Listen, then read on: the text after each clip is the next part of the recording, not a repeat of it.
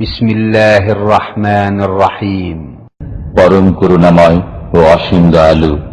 يا أيها الذين آمنوا لا تتبعوا خطوات الشيطان ومن يتبع خطوات الشيطان فإنه يأمر بالفحشاء والمنكر ولولا فضل الله عليكم ورحمته ما زكى منكم من أحد أبدا ولكن الله يزكي من يشاء والله سميع عليم. ولا يأتل أولو الفضل منكم والسعة أن يؤتوا أولي القربى والمساكين والمهاجرين في سبيل الله وليعفوا وليصفحوا ألا تحبون أن يغفر الله لكم والله غفور رحيم.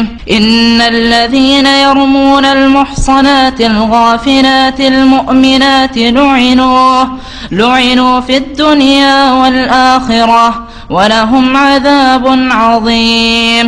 يوم تشهد عليهم ألسنتهم وأيديهم وأرجلهم بما كانوا يعملون يومئذ يوفيهم الله دينهم الحق ويعلمون أن الله هو الحق المبين. الخبيثات للخبيثين والخبيثون للخبيثات والطيبات للطيبين والطيبون للطيبات أولئك مبرؤون مما يقولون لهم مغفرة ورزق كريم. يا أيها الذين آمنوا لا تدخلوا بيوتا غير بيوتكم حتى تستأنسوا وتسلموا على أهلها ذلكم خير لكم لعلكم تذكرون. فإن لم تجدوا فيها أحدا فلا تدخلوها حتى يؤذن لكم وإن قيل لكم ارجعوا فارجعوا هو أزكى لكم والله بما تعملون عليم. ليس عليكم جناح أن تدخلوا بيوتا غير مسكونة فيها متاع لكم والله يعلم ما تبدون وما تكتمون. قل للمؤمنين يغضوا من أبصارهم ويحفظوا فروجهم ذلك أزكى لهم إن الله خبير بما يصنعون. وقل للمؤمنات يغضضن من أبصارهن ويحفظن فروجهن ولا يبدين زينتهن إلا ما ظهر منها وليضربن بخمرهن على جيوبهن ولا يبدين زينتهن إلا لبعولتهن أو آبائهن وآباء بعولتهن أو أبنائهن وأبناء بعولتهن أو إخوانهن وبني إخوانهن وبني أخواتهن أو نسائهن أو ما ملكت أيمانهن أو التابعين غير أولي الإربة من الرجال أو الطفل الذين لم يظهروا على عورات النساء ولا يضربن بأرجلهن ليعلم ما يخفين من زينتهن. وتوبوا إلى الله جميعا أيها المؤمنون لعلكم تفلحون. وأنكحوا الأيام منكم والصالحين من عبادكم وإمائكم إن يكونوا فقراء يغنهم الله من فضله والله واسع عليم.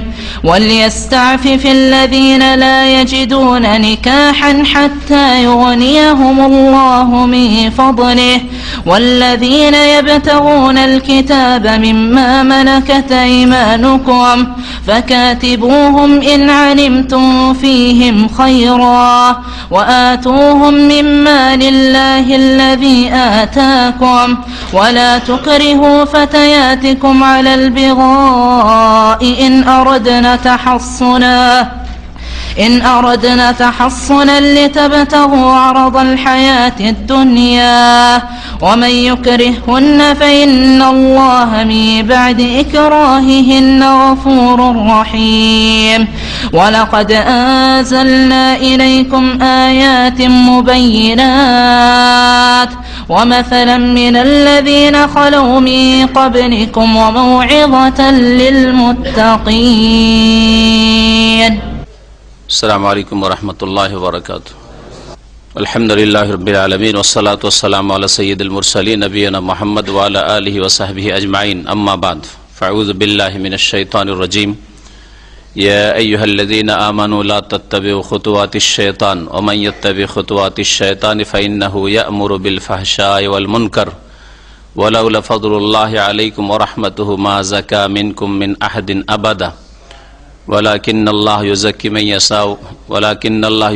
من يشاء والله سميع عليم. সম্মানিত ভাতৃমণ্ডলী, আল্লাহ পাকের সমস্ত প্রশংসা যে আল্লাহ পাক রব্বুল আলামিন যাকে ইচ্ছা পবিত্রতা দান করেন, আর আল্লাহ পাক রব্বুল আলামিন যার সম্পর্কে ইচ্ছা, যার অন্তর সম্পর্কে জানেন যে সে পবিত্রতা চাই না, তাকে আল্লাহ পাক পবিত্রতা দান করেন না। আমরা তাফসীর করব সূরাতুল নূর থেকে, সূরা নূরের আয়াত নম্বর 21 থেকে আজকের তাফসীর শুরু হবে। আল্লাহ পাক রব্বুল আলামিন এই আয়াতে শয়তানের রাস্তা থেকে সতর্ক করেছেন মানব জাতিকে। মানুষের গুমরাহি, ভ্রষ্টতার মূল কারণ হচ্ছে শয়তানের অনুসরণ করা। আল্লাহ পাকের দ্বীনের অনুসরণকে বাদ দিয়ে, আল্লাহ পাকের কিতাবের অনুসরণকে বাদ দিয়ে, ওয়াহির অনুসরণকে বাদ দিয়ে, আম্বিয়া রাসূলগণের রাস্তাকে বাদ দিয়ে শয়তানের অনুসরণ করা, মানুষ শয়তান হোক অথবা জিন শয়তান হোক, শয়তানের অনুসরণ করাই মানব জাতি পথভ্রষ্ট হয়েছে। আল্লাহ পাক এই জন্য শয়তান থেকে কোরআনে কারীমের বহু জায়গায় সতর্ক সাবধান করেছেন। শয়তান মানে যারা বদ প্রকৃতির জিন অথবা বদ প্রকৃতির মানুষ। এই জন্য সূরা নাস আল্লাহ পাক বলেছেন মিনাল জিন্নাতি ওয়ান নাস, যারা কুমন্ত্রণা দিয়ে থাকে, অসৎ পরামর্শ দিয়ে থাকে, পাপের জন্য পরিচিত করে থাকে, তারা মিনাল জিন্নাতে জিনদের মধ্য থেকে হইতে পারে, ওয়ান নাস আর মানুষের মধ্য থেকে হইতে পারে। শয়তান আসলে বদ প্রকৃতির মানুষ, যারা নিজেরা অসৎ আর অন্যদের জন্য অসৎ রাস্তাকে সহজ করে দেয় আর ভালো রাস্তাকে তাদের জন্য জটিল করে তোলে, অথবা জিনদের মধ্য থেকে। যদিও সাধারণ মানুষ মনে করে যে শয়তান মানে জিন, জিনদের মধ্যে নেক লোকেরা রয়েছে, ইমানদার রয়েছে, তবে তাদের মধ্যে, জিনদের মধ্যে শয়তান, বদ প্রকৃতির জিন শয়তানের সংখ্যা বেশি। এই আয়াতগুলি মূলত আয়েশা রাদিয়াল্লাহু তাআলা আনহার ওপর যে মুনাফিকরা মিথ্যা অপবাদ দিয়েছিল আর তাতে বিভ্রান্ত হয়েছিলেন কয়েকজন সাহাবায়ে কেরাম, যাদের সম্পর্কে গত সপ্তাহে তাফসীরে আলোচনা হয়েছে। আয়েশা রাদিয়াল্লাহু তাআলা আনহার বারাআত, দোষ মুক্ত হওয়া, আল্লাহ পাক 7 আসমানের ওপর থেকে বেশ কয়েকটি আয়াত দ্বারা স্পষ্ট করেছেন সূরা নূরের, তারই অংশ বিশেষ। আল্লাহ পাক রব্বুল আলামিন এই আয়াতে ইরশাদ করেছেন ইয়া আইয়ুহাল্লাযীনা আমানু লা তাত্তাবিউ খুতুওয়াতিশ শায়তান, হে মুমিনরা তোমরা শয়তানের পদাঙ্ক অনুসরণ করিও না। খুতুওয়াত, খুতুওয়াতুনের বহুবচন, ধাপ, মানুষের পায়ের ধাপকে খুতুয়া বলা হয়। খাতা একটু মানে ধাপ রাখা, পা রাখা। শয়তানের পদাঙ্ক অনুসরণ করিও না। ওমাইয়াত্তাবি খুতুওয়াতিশ শায়তান, কারণ যারাই শয়তানের পদাঙ্ক অনুসরণ করবে তাদের জেনে রাখা উচিত যে ফাইন্নাহু ইয়া'মুরু বিল ফাহশাই ওয়াল মুনকার, শয়তান তোমার কোনদিন কল্যাণ করে দেবে না। ভালো করে জেনে রাখো যে শয়তান তোমার কখনো মঙ্গল চাই না, না ইহকালের মঙ্গল চাই না পরকালের মঙ্গল চাই, তোমাকে সুখী দেখতে চাই না। কারণ তোমাদের কারণে আদম আলাইহিস সালামকে সিজদা করা অস্বীকার করার কারণে শয়তান বিতাড়িত, মালাউন, অভিশপ্ত হয়েছে। জেনে রাখা উচিত যারা শয়তানের পথে চলে তাদেরকে, ফাইন্নাহু ইয়া'মুরু বিল ফাহশাই ওয়াল মুনকার, এই শয়তান অশ্লীলতা এবং অন্যায়ের উপদেশ দিয়ে থাকে। আমর নির্দেশ দেওয়া, অশ্লীল কথা কাজের আর অন্যায় কথা কাজের। অশ্লীলতা একটু বিশেষ ধরনের পাপ, অশ্লীল কথা এবং কাজ, আর মুনকার হচ্ছে আম, ব্যাপক, সমস্ত পাপ অন্যায়কে শামিল। অশ্লীলতা, যেসব কথা কাজ, এমন নোংরামি, নির্লজ্জতা, যেগুলিকে আল্লাহ পাক রব্বুল আলামিন নোংরা বলেছেন, আম্বিয়া রসুলগণ নোংরা বলেছেন, প্রত্যেকটি আসমানি কিতাবে এবং আম্বিয়া রসুলগণের মাধ্যমে সেগুলিকে নোংরা এবং নিকৃষ্ট ঘৃণিত কাজ কথা বলা হয়েছে। আর সমাজ যদি রুচিশীল হয়, সুস্থ মস্তিষ্কের সমাজ হয়, তো সমাজও সেগুলিকে ঘৃণা করে। যেমন উলঙ্গ চলাফেরা করা, বেহায়া বেপরদা চলাফেরা করা, অশালীনতা, তারপরে নারী পুরুষের অবাধ মেলামেশা, আত্মমর্যাদা না থাকা, গায়রত না থাকা, নিজের স্ত্রী, নিজের বোন, নিজের মা খালা কার সাথে অপর পুরুষের সাথে কথা বলে, রসিকতা করে, মজাক করে, কিন্তু বেহায়া আর নির্লজ্জ পুরুষদেরকে কোন রকমের গায়রত হয় না, আত্মসম্ভ্রম তাদের নেই। এগুলি হচ্ছে অশ্লীলতা। রুচিশীল সমাজ যদি হয় তো সেগুলিকে খারাপ মনে করে, খারাপ লাগে সেগুলি। হ্যাঁ, রুচি যদি হারিয়ে যায়, মানুষের মানুষত্বই না থাকে, ইনসানিয়াত না থাকে, মানুষত্ব থেকে আরো যদি নিম্ন স্তরে নেমে গিয়ে পাশবিক চরিত্রের হয়ে যায়, তখন ওগুলোকে আর খারাপ লাগে না। সুতরাং সেই সমাজ মাপকাঠি নয়, ভালো মন্দের মাপকাঠি সেই সমাজ নেই যে সমাজের মানুষত্ব নেই বা রুচি নেই। ওগুলোকে ওইসব কথা কাজকে ফাহেসা বলা হয়। ফাহেসা কথা তাহলে অত্যন্ত ব্যাপক। সবচেয়ে বড় ফাহেসা হচ্ছে জেনা, সমকামিতা। আর জেনা সমকামিতার রাস্তায়, অশ্লীলতার রাস্তায় যেসব কথা কাজ নিয়ে যায় সবগুলি হচ্ছে ফাহেসা।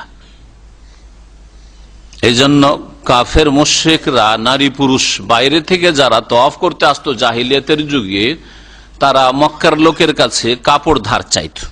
ওরা মনে করতে আমরা যেই কাপড় পরে পাপ করেছি, অন্যায় করেছি, ওই কাপড় পরে কি আল্লাহর ঘরে তওয়াফ করা হয়? তওয়াফ করা হবে না।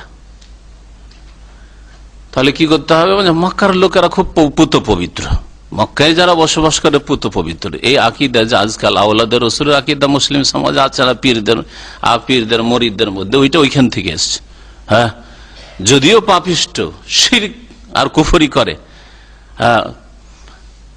ভ্রান্ত আকিদায় বিশ্বাসী, আর পাপে ডুবে আছে, অবাধ মেলামেশা, মরিদিনীদের সাথে ওদের যোগাযোগের কথা বলিয়ে না, হাদিস ওয়াল হারাজ। আর আওলাদের রসুলের নামে তারাই হচ্ছে ওলিউল্লাহ। তো ওই রকম এগুলি ধ্যান ধারণা হচ্ছে জাহিলিয়াতের যুগের কাফের মুশরিকদের ধ্যান ধারণা, যে মক্কার লোক খুব পাক পবিত্র, সুতরাং মক্কার লোকের কাপড় ভালো, পাক পবিত্র। ওরা যখন পাক পবিত্র, ওদের কাপড় চোপড়ও পাক পবিত্র। মক্কা এসে কাপড় ধার চাইতো, ধার পেলো, আর না পেলে তখন উলঙ্গ তওয়াফ করা শুরু করলো। সহিহ বুখারীতে রয়েছে যে মহিলারা উলঙ্গ তওয়াফ করতো, লজ্জা স্থানের উপর পেলে এক টুকরো কাপড় রেখে নিল কোথাও থেকে, যদি পেল, আর যদি ওটাও না পেলো তো উলঙ্গ। আর তারপরে বলতো আলিয়াম্মা ইয়াবদু বাদুহু ওয়া কুল্লুহু ওয়া মা বাদা মিনহু ফালা উহিল্লুহু। আজকে হয় শরীরের কিছু অংশ খুলবে অথবা সবকিছুই খোলা থাকবে, খোলা থাকলেও সেটা কারোর জন্য হালাল বৈধ করছি না, মানে এইটাকে ধর্ম মনে করে করছি। আমরা জেনা ব্যভিচার করার জন্য উলঙ্গ তওয়াফ করছি না, বরং এটা হচ্ছে আল্লাহর নৈকট্য লাভের উপায়। আজকাল ন্যাংটা পীরের ধর্মটা ঠিক ওই রকমই, ন্যাংটা সাধুদের ধর্মটা ঠিক ওই রকমই। হ্যাঁ, বুঝতে পেরেছেন? মারেফতি কাপড় পরে থাকে, ওদের আবার কাপড় লাগে না। এইসব দুনিয়ার নাপাক কাপড় কোন কলকারখানা, কোন কাফের মুশরিক তৈরি করেছে, বেদিন তৈরি করেছে, চাইনায় তৈরি হয়েছে না জাপানে হয়েছে, ওই সব কাপড় লাগে না, ওদের মারেফতি কাপড় যথেষ্ট। আর মারেফতি কাপড় যে দেখবে না সে তো ভালো মানুষ নাই। মারেফতি কাপড় যদি ওই চোখ, ওই দৃষ্টি থাকে তাহলে দেখতে পাবে। কে বলবে যে দেখি না? সবাই বলবে যে আমার পেশায় মারেফতি কাপড় পরে আছে। এরকম তাদের গল্প আছে, হাস্যকর গল্প আছে। বলছে যে পীর সাহেবের কাপড় না দেখতে পাবে সে হচ্ছে জারুর সন্তান। কে স্বীকার করবে জারুর সন্তান? যে বলবে যে আমি পীরকে ন্যাংটা দেখছি, তো তাহলে তুই জারুর সন্তান, তার মানে তোর বাপ মা অন্যায় কাজ করছে, তোর মা অন্যায় কাজ করছে। কে এটা স্বীকার করো? সবাই বলছে হ্যাঁ পীর সাহেব মারেফতি কাপড়ে আছে। ধর্মের নামে যারা গোমরাহ হয়েছে সবচেয়ে বড় গোমরাহ ওরা, কারণ এরা সংশোধন করে না, কারণ সেটাকে ধর্ম মনে করে কর্ম করে। আল্লাহ পাক রব্বুল আলামিন বলছেন যে ফাহেসা, বলছিলাম যে ফাহেসা উলঙ্গ হওয়া, এটা বলতে গিয়ে বলছিলাম আল্লাহ পাক রব্বুল আলামিন ওই যে ন্যাংটা হয়ে তওয়াফ করতো নারী পুরুষ তাদের সম্পর্কে বলছেন, কুল হে নবী জানিয়ে দাও এদেরকে, ইন্নাল্লাহ লা ইয়ামুরু বিল ফাহশা, আল্লাহ তো কখনো অশ্লীল কথা কাজে নির্দেশ দেয় না। কখনো আল্লাহ পাক এই নির্দেশ দেয়নি যে অশ্লীলতা ছড়াও, তোমরা উলঙ্গ হয়ে থাকো। আর মহিলাদের পুরো শরীর হচ্ছে ইন্নাল মারআতু আওরাতুন, ঢেকে রাখার বস্তু। সুতরাং মহিলারা যদি মাথার চুল খোলা রাখে, গলা খোলা রাখে, হাত পুরো খোলা থাকে অথবা হাতের এতটুকু ছাড়া এর বেশি খোলা থাকে, এগুলি যত বেশি খুলবে তত বেশি ফাহেসা। এইরকমই যেসব কথা জেনা পর্যন্ত নিয়ে যায়, প্রেম করা, হ্যাঁ, প্রেম আলাপ, টেলিফোন, মোবাইল যোগাযোগ, চাচাতো বোন, খালাতো বোন, মামাতো বোনের সাথে, ভাবির সাথে, শালির সাথে, এগুলো সবগুলি হচ্ছে অশ্লীলতা। শুনে রাখো, এই অশ্লীল কথা কাজের নির্দেশ কে দেয়? আল্লাহ বলছেন, ফাইন্নাহু ইয়া'মুরু বিল ফাহশাই ওয়াল মুনকার, এই শয়তান অশ্লীল কথা কাজের নির্দেশ দিয়ে থাকে। তাহলে তোমার কথাই যদি ফাহেসা থাকে, কাজে ফাহেসা থাকে, জানবে যে শয়তান নির্দেশ দিচ্ছে আর শয়তানের তুমি তাবেদারি করছো, শয়তানের অনুসারী। আর মুনকার যে কোনো অন্যায়কে বলা হয়, শিরক কুফরি থেকে শুরু করে যে কোনো অন্যায়কে, এমন অন্যায় যেসব অন্যায়কে হয়তো সমাজ অন্যায় মনে করে না, ইবাদত বন্দেগী ছেড়ে দেওয়া, আজকাল বেনামাজিকে অপরাধী, কাফের মুশরিক মনে করে না, আর অধিকাংশ মুসলিমরা বেনামাজিকে অপরাধী মনে করেন। কিন্তু সবচেয়ে বড় মুনকার, সবচেয়ে বড় মুনকার যে নামাজ পড়ে না, বেনামাজি, রোজা রাখে না, রোজার দিন না খায়, বলছে আমি আমার পয়সা দিয়ে খাই, তাতে তোমার কি? অন্যায় গুছি কারো আবার, আমি নিজের বাড়িতে খাচ্ছি, মুনকার, বড় মুনকার। ফরজ ত্যাগ করা, যাকাত দেয় না, মুনকার। হজ ফরজ আছে, হজ করে না, মুনকার। কেউ যদি হজ না করে, আমাদের সমাজে পয়সা ছিল, হজ করেনি, মারা গেছে, বলে যে বড় মুনকার কাজ করে মারা গেল। কটা লোক বলে, খুব ভালো লোক ছিল, গ্রামের লোক, কাউকে কষ্ট দিত না, আখলাক চরিত্র ভালো ছিল। এমনি দুনিয়ার অনেক অমুসলিমের আখলাক চরিত্র অনেক ভালো আছে, কিন্তু মুনকারে ডুবে আছে। যে কোনো পাপকে মুনকার বলা হয়, অন্যায় কথা কাজ। ওয়ালাউলা ফাযলুল্লাহি আলাইকুম ওয়া রাহমাতুহু, আল্লাহ পাকের অনুগ্রহ আর তার দয়া যদি তোমাদের প্রতি না হইতো, মা যাকা মিনকুম মিন আহাদিন আবাদা, তাহলে তোমাদের মধ্যে কেউ কখনো পবিত্র হইতে পারতো না।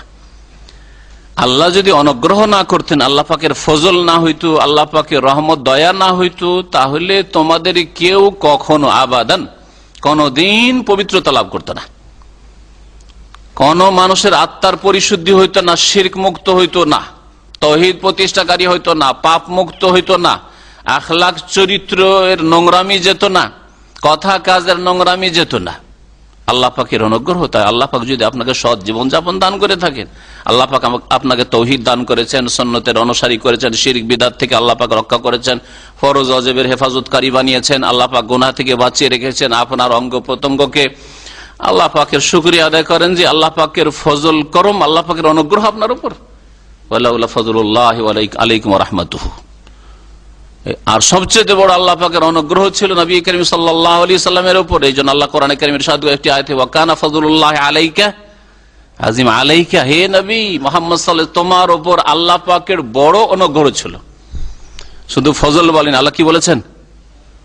ওয়া কানা ফাযলুল্লাহি আলাইকা আজিমা, আজিম, মহা অনুগ্রহ আল্লাহ পাকের ছিল নবী মুহাম্মদ সাল্লাল্লাহু আলাইহি সাল্লামের উপর। এই আয়াতের সম্পর্ক এই ঘটনার সাথে যে মা আয়েশা রাদিয়াল্লাহু তাআলার মিথ্যা অপবাদ দেওয়া হয়েছে, কি হইতে পারে?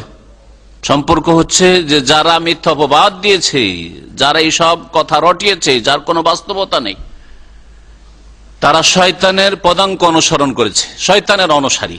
আর শয়তান কখনো ভালো কাজের জন্য উৎসাহিত করে না, মন্দ কাজ, অশ্লীল কথা কাজ ছড়াতে চায়। সমাজে অশ্লীলতা ছড়িয়ে যাক, এই কথা যদি মানুষ বেশের বিশ্বাস হয়ে যায় যে আরে নবীর পরিবারে এইরকম ঘটনা।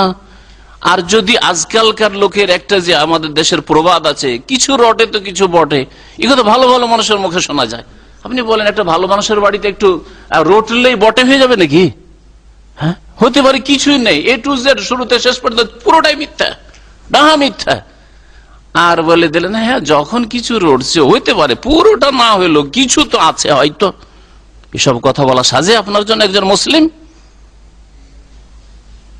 সতী সাধ্বী রমণী, নেক ফ্যামিলি, হ্যাঁ, ভালো পরিবার, তাদের সম্পর্কে আপনি কিছু রটে কিছু বটে লাগিয়ে দেবেন। হ্যাঁ, বেপরদা হয়ে যারা চলাফেরা করছে, একাই স্কুল কলেজ ইউনিভার্সিটি যাচ্ছে, একা এক ডিস্ট্রিক্ট আর এক ডিস্ট্রিক্ট বাসে ট্রেনে সফর করছে, রিক্সা চালকের সাথে একাই যাচ্ছে, তার সাথে মাহরাম লাগে না, ডাক্তার কাছে যাওয়ার জন্য, পড়াশোনায় যাওয়ার জন্য, বিদেশে যাওয়ার জন্য কিছু লাগে না, তাদের বিষয়টা আলাদা। কিন্তু যারা আল্লাহকে ভয় করে, পরকাল সম্পর্কে চিন্তাশীল, আর নেক ফ্যামিলি, ভালো মানুষ, ভালো পরিবার, তাদের সম্পর্কে আপনি কিছু রটে কিছু বটে লাগিয়ে দিবেন, এটা কথা সব ক্ষেত্রে ফিট হবে না। তাহলে সমাজে কি অশ্লীলতা ছড়াবে? আরে ভালো ভালো পরিবার এসব কথা শুনে যে আমরা কি ওদের কাছে, আমাদের ঘরে তো হইতেই পারে, তাহলে সমাজ কোথায় চলে যাবে? ধ্বংস হয়ে যাবে সমাজ। তবে আল্লাহ পাক রব্বুল আলামিন যাকে চান পবিত্রতা দান করেন। আল্লাহ পাক পবিত্রতা দান করার জন্য আল্লাহ পাক মানুষের কলব দেখেন, হৃদয় দেখেন। যার অন্তরে চাহিদা আছে, আন্তরিক ইচ্ছা আছে যে আমি পবিত্র হব, আমার আকীদার পরিশুদ্ধি হোক, আমার ইবাদত সুন্দর হোক, আমার আখলাক চরিত্র সুন্দর হোক, তাকে আল্লাহ পাক রব্বুল আলামিন তাজকিয়া দান করবেন, পবিত্রতা দান করবেন। আল্লাহু সামিউন আলিম, আল্লাহ পাক সর্বশ্রোতা আর সর্বজ্ঞ। আল্লাহ সবকিছুই শোনেন আর সবকিছু জানেন, সবকিছুই শোনেন শুধু না, চিন্তা করেন। আমি একদিন বলেছিলাম, আর প্রতিদিন একটা কথাকে বারবার ফেরালে কথা আমাদের লম্বা হয়ে যায়, তারপরেও আমাদের যেহেতু এতে অনেক উপদেশ রয়েছে, অনেকে দূর পর্যন্ত চিন্তা করি না, আমাদের চিন্তাধারা খুব সীমিত। আল্লাহ সবকিছু শোনেন, আমি দুটো কথা শুনতে পারি না, আপনি কেন? আমার যদি এই দিক থেকে একজন মাসলা জিজ্ঞাসা, আর এই দিক থেকে কোনোটাই বুঝি না, ঠিক না? টেলিফোন এদিকে ধরে আছি, টেলিফোন ধরে আছি, আমার অনেক সময় হয়, আর ওইদিকে কম্পিউটারে কাজও করছি, ভাবছি যে দুটোই সারবো, কম্পিউটারের কাজটা হইতে থাক আর মশলাটাও বুঝি, পারি না। যখন চেষ্টা করলাম 10-20 সেকেন্ড চেষ্টা করলাম যে এটাও বুঝি আর আমার কাজটাও চলতে থাক, ডান হাতে কাজ চলছে, এইদিকে বাম কানে আমার, আর বাম হাতে মোবাইল ধরে, এইদিকে কথাও চলছে। যখন হইলো না, মাসলা বুঝতে পারছি না, তখন দেখলাম যে না, ভুল করছি, বেচারো দূর থেকে কথা বলছে, এরপর বিল যাচ্ছে, তখন কম্পিউটারটা পুরোটা ছেড়ে দিয়ে ব্রেনটাকে এইদিকে লাগিয়ে তারপরে বোঝার চেষ্টা করি। দুটো কথা বুঝতে পারছি না আমি, যে এইদিকে আমি তাল দিচ্ছি আর ওইদিকে তাল দিচ্ছি, দুটো বুঝতে পারছি না, অথচ দুটোই আমার বোধগম্য ভাষা। এটাও বাংলায় বা আরবি বুঝি, আমি আরবিতে কাজ করছি, এইদিকে আমার বুঝতে অসুবিধা নেই ভাষার দিক থেকে। আর আল্লাহ পাক কত ভাষা বুঝেন? হ্যাঁ, এমন কোন ভাষা আছে যে আল্লাহর জন্য বোঝা মুশকিল হয়ে যায়? আর একসাথে আল্লাহর কাছে কত ভাষাই চাইছে, বাংলা ভাষী একসাথে কতজন চাইছেন, আর আরব কতজন একসাথে চাইছেন, হ্যাঁ, আর জাপানি ভাষায়, চাইনিজ ভাষায়, কেরালা ভাষায়, এমন এমন মুশকিল ভাষায় যে একটা অক্ষর আপনার পক্ষে লিখাই সম্ভব হবে না, বলাও সম্ভব হবে না। আল্লাহ পাক সব বান্দার কথা শুনছেন, জানছেন, সামিউন আলিমুন, আর তারপরে ডাকে সাড়াও দিচ্ছেন। আর শুধু দুয়ার ক্ষেত্রে না, সার্বিক ক্ষেত্রে, শুধু দুয়ার ক্ষেত্রে যেতে না, শুধু দুয়ার সময়টা না, সবকিছু শুনছেন। তাহলে মন্দ কথা কেউ বললো, আল্লাহ পাক জানলেন, আমল নামাল লিখা তো ফেরেশতাদেরকে, ওটা ওই মানুষদের ওপর আল্লাহ পাক প্রুফ, হুজ্জত কায়েম করবেন, সেই জন্য যে দেখো তোমাদের রেকর্ড করা আছে। না হলে আল্লাহ জানছেন যে তুমি মন্দ কথা বললে, প্রেম আলাপ করলে, তুমি অশ্লীল কথা বললে, তুমি এইরকম বাজে কথা বললে, একটা গাল দিলে, ইত্যাদি সব শুনছেন। শুধু শুনছেন মানে শুধু দোয়া শুনছেন নয়, এইখানে একটা ব্যাপকতা আছে, চিন্তা করেন, সমস্ত কথা শুনছেন। আচ্ছা, আল্লাহ পাক রব্বুল আলামিন যেমন গুনহার কথা কাজ শুনছেন আর জানছেন, তেমন নেকির কথা।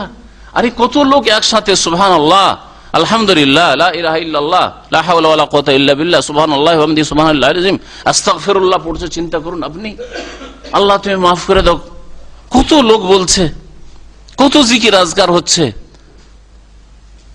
আল্লাহ পাক সবকিছু শুনছেন। আর কত দিনের কথা বলা হয়েছে, শুধু তাসবিহ তাহলিলও সীমিত নয়, বরং একটা লোক ভালো কথা বলছে, একটা লোককে নামাজের হেদায়েত দিল, একটা লোক চলেন মসজিদে চলেন, আজান হইলো, আর একটা লোক ঘুম থেকে জাগাচ্ছে যে উঠেন, নামাজের টাইম হয়ে গেছে, ইকামত হয়ে যাবে। আল্লাহ সামিউন এই ক্ষেত্রে নন, শোনেন না? যেই লোক প্রতিদিন ওই যেই লোকগুলি উঠতে পারে না, সেই লোকগুলিকে উঠায় নামাজের জন্য, হ্যাঁ, যে অচেতন গাফেল তাদেরকে সজাগ করে যে নামাজ পড়তে যায়, ভালো দিনের দাওয়াত দেয়। আল্লাহ সামিউন সবকিছু শোনেন। তো আল্লাহ পাকের সামি হওয়া, শোনাটা কত ব্যাপকতা রাখে, চিন্তা করুন। আর আমাদের শোনা, আমরাও শুনি, কত সীমিত অর্থে আমাদের শোনা। এইরকমই জানার ক্ষেত্রে আল্লাহ পাক তারপরের আয়াতে ইরশাদ করেছেন, ওয়ালা ইয়াতালি উলুল ফাযলি মিনকুম ওয়াসসাআ ইউতু উলিল কুরবা ওয়াল মাসাকিন ওয়াল মুহাজিরিনা ফি সাবিলিল্লাহ ওয়াল ইয়াফু ওয়াল ইয়াসফাহু আলা তুহিব্বুনা আন ইয়াগফিরাল্লাহু লাকুম আল্লাহু গফুরুর রহিম। এই আয়াতের শানে নুজুলে বলা হয়েছে আর সহি সনদে বর্ণিত যে আবু বকর সিদ্দিক রাদিয়াল্লাহু তাআলা আনহুর মেয়ে সিদ্দিকা বিনতে সিদ্দিক আয়েশা রাদিয়াল্লাহু তাআলা আনহা নবী সাল্লাল্লাহু আলাইহি ওয়াসাল্লামের সবচেয়ে প্রিয় ব্যক্তিত্ব। নবী সাল্লাল্লাহু আলাইহি ওয়াসাল্লাম যখন জিজ্ঞাসা করা হয় যে মান আহাব্বুন নাস বা আইয়ুন নাস আহাব্বু ইলাইকা ইয়া রাসূলুল্লাহ, আমর ইবনে আস জিজ্ঞেস করেছেন যে আপনার নিকট সবচেয়ে প্রিয় ব্যক্তি কে? তখন কি বলেছেন রাসূলুল্লাহ সাল্লাল্লাহু আলাইহি ওয়াসাল্লাম? আয়েশা। তখন তিনি জিজ্ঞেস করলেন যে অমিনার রিজাল ইয়া রাসূলুল্লাহ, পুরুষদের মধ্যে কে সবচেয়ে প্রিয়জন আপনার কাছে? তখন কি বলেছিলেন? আবুহা, তার পিতা। আমর ইবনে আস এই প্রশ্ন কেন করেছিলেন? রাসূলুল্লাহ সাল্লাল্লাহু আলাইহি ওয়াসাল্লামের যে কত উত্তম চরিত্র। আমর ইবনে আস অনেক পরে ইসলাম গ্রহণ করেছে, অনেক বিলম্বে ইসলাম গ্রহণ করেছে তুলনামূলক। তারপরেও যখনই নবী করিম সাল্লাল্লাহু আলাইহি ওয়াসাল্লাম দেখতেন বা নবী সাল্লাল্লাহু আলাইহি ওয়াসাল্লামের সাথে দেখা হইতো, হাসি মুখে কথা বলতেন, এমন অনুভব করতেন আমর ইবনে আস রাদিয়াল্লাহু তাআলা আনহু যে আমাকে এত বেশি ভালোবাসেন, আমার মতো কাউকে ভালোবাসেন না তিনি। একদিন একটু জানার কৌতূহল হইল, একটু জানি তো যে আমি কি এক নম্বর, যে আমাকে সবচেয়ে বেশি ভালোবাসেন। ওই ভাবছেন যে আমার সাথে এইভাবে যে এত ভালো আচরণ করেন, তার মানে আমাকে সবচেয়ে বেশি ভালোবাসেন। অথচ তার আগে মনে হয় কয়েকশো সিরিয়াল কি তারও বেশি সিরিয়াল আছে সাহাবায়ে কেরামদের। এই আশাতে জিজ্ঞেস করছেন আমার নামটা মনে 1 নম্বর 2 নম্বরে চলে আসবে, এই জন্য 2বার জিজ্ঞাসা করার বলতেছেন যে না, কাজ ভালো হবে না, আর জিজ্ঞাসা করে লাভ নেই, ফেল হয়ে যাও। চুপ হয়ে গেলেন। ব্যাস, আয়েশার নাম আসলো রাদিয়াল্লাহু, আর বাপের নাম আসলো আবু বকর সিদ্দিক রাদিয়াল্লাহু। তো আবু বকর সিদ্দিক রাদিয়াল্লাহু তাআলা আনহু যখন দেখলেন যে মিথ্যা অপবাদ দিল মুনাফিকরা, বিশেষ করে মুনাফিকদের নেতা ইবনে উবাই লাআনাহুল্লাহ, আর তার কথাই এরা কিছু মুসলিম, তাদের মধ্যে একজন মিস্তাহ ছিল, মিস্তাহ, এই মিস্তাহ এদের কথায় সাথ দিয়ে দিয়েছে, ভাঁজ দিয়েছে। মিস্তাহ ছিল আবু বকর সিদ্দিক রাদিয়াল্লাহু তাআলা খালাতো ভাই, আর খুব গরিব মানুষ, মুহাজির, কিছুই ছিল না, একবারে সর্বহারা। আবু বকর সিদ্দিক রাদিয়াল্লাহু তাআলা আনহু আল্লাহ পাক তাকে ধনের নিয়ামত দিয়েছিলেন, দিনের নিয়ামতের সাথে পুরো ব্যয় বহন করতেন, খরচ খরচা সব বহন করতেন। বড় মনে কষ্ট হলো যে আমার মেয়ে সম্পর্কে তোর একটু লাগলো না, দ্বিধাদ্বন্দ্ব হলো না এই কথাটা বলতে, তুই কি করে মুনাফিকের কথায় সাথ দিলি? আল্লাহর কসম, এতদিন যা দিতাম এই মিস্তাকে একটা পয়সাও দেব না। আল্লাহর কসম করে ফেলো। সুবহানাল্লাহ। আপন জায়গায় তার কসম করা ঠিক আছে, দেব না এই কথা, যে এই সিদ্ধান্ত আর কাউকে দেব, এইরকম লোককে দেবো যে এত বড় অন্যায় কথা, আমার পরিবার সম্পর্কে এতে বদনাম, আমিও, আমার মেয়েও, এমনকি রাসূলুল্লাহ সাল্লাল্লাহু আলাইহি ওয়াসাল্লাম বদনাম, অমুকের মেয়ে, অমুকের স্ত্রী, অমুক, এইরকম, ঠিক না? তাহলে তার সিদ্ধান্ত যে এমন বড় ভুল কিছু না। কিন্তু আল্লাহ পাক রব্বুল আলামিন আরহামুর রাহিমিন, সমস্ত দয়ালুর চাইতে বড় দয়ালু আল্লাহ পাক রব্বুল আলামিন, তিনি আয়াত নাজিল করে দিলেন। আর কত আদরের ভাষায়, মহব্বতের ভাষায় আল্লাহ পাক রব্বুল আলামিন সতর্ক সাবধান করছে আবু বকর সিদ্দিক রাদিয়াল্লাহু তাআলা আনহু, বলছেন ওয়ালা ইয়াতালি উলুল ফাদলি মিনকুম ওয়াসসা, যেন শপথ না করে। ওয়ালা ইয়াতালি, ইয়াতালি ইলা থেকে আলা ইয়ালি, বা আলা ইউলি ইলা আন, বাবি ফাল থেকে আলা ইউলি ইলা আন, মানে শপথ করা।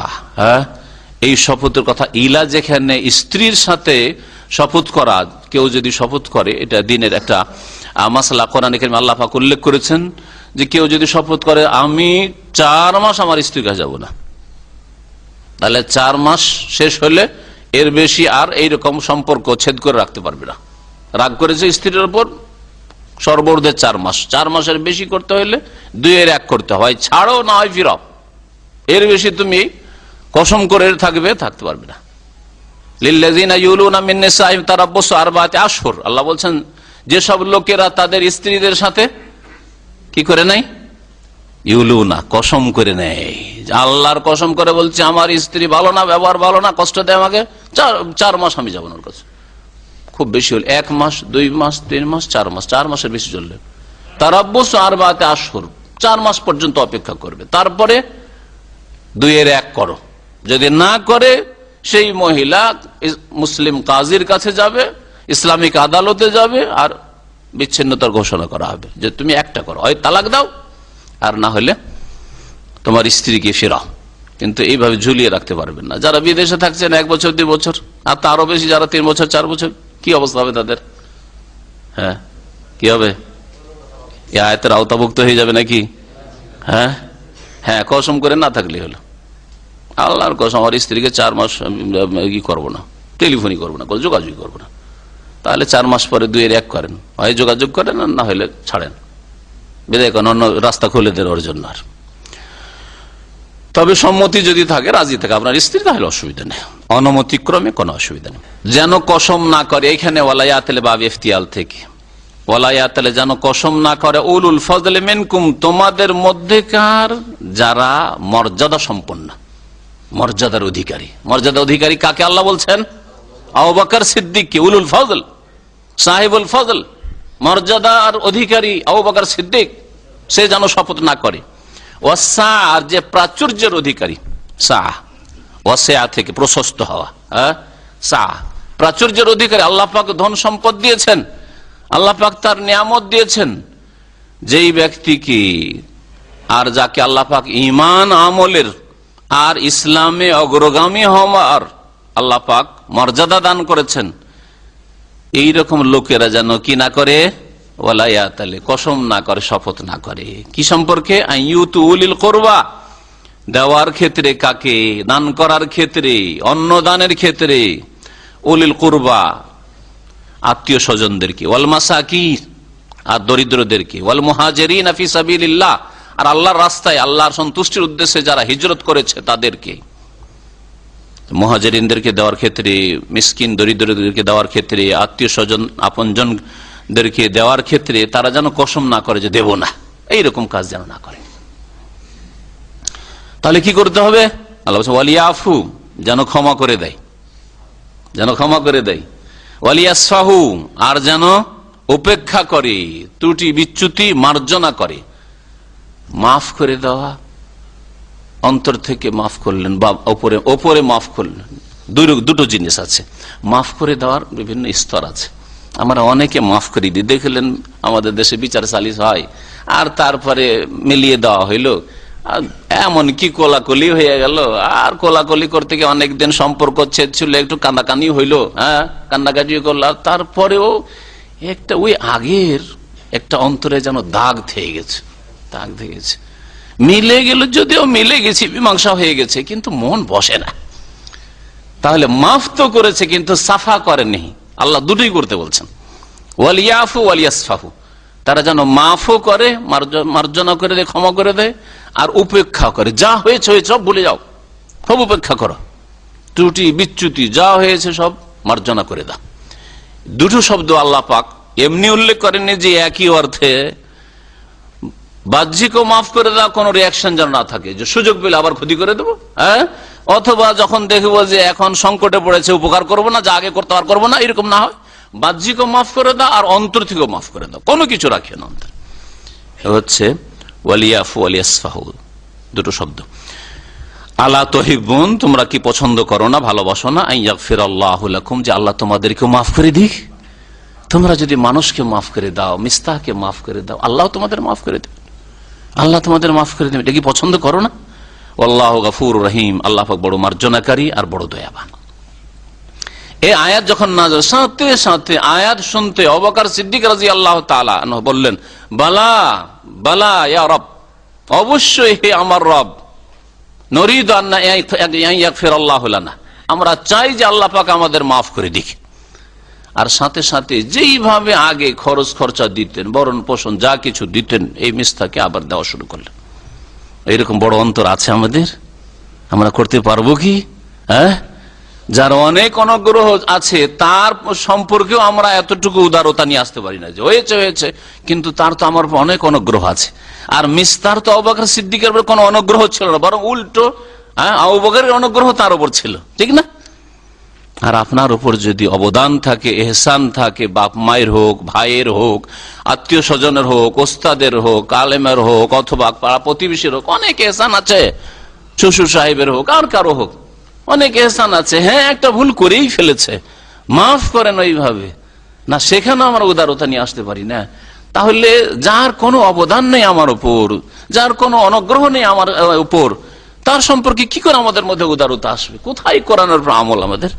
ইন্নাল্লাযীনা ইয়ারমুনাল মুহসানাতিল গাফিলাত, আল্লাহ পাক বলেছেন নিঃসন্দেহে ওই সব লোকেরা যারা মিথ্যা অপবাদ দিয়ে থাকে সতীসাধ্যী রমণীদের উপর। মুহসানাত সতীসাধ্যী রমণীদের উপর মিথ্যা অপবাদ দিয়ে থাকে। আল গাফিলাত, আর যারা সরল মনা, সহজ সরল, সহজ সরল। গাফিলাত আসল যেই পাপের কথা বলা হচ্ছে, যেই অপবাদের কথা বলা হচ্ছে, ওর থেকে একেবারে অনভিহিত, গাফেল, কোনো খবরই রাখে না। এইরকম পাপ করা তো দূরের কথা, ও জানেও না যে এইরকম পাপের কথা চর্চা হচ্ছে, কোনো খোঁজ খবর রাখে না।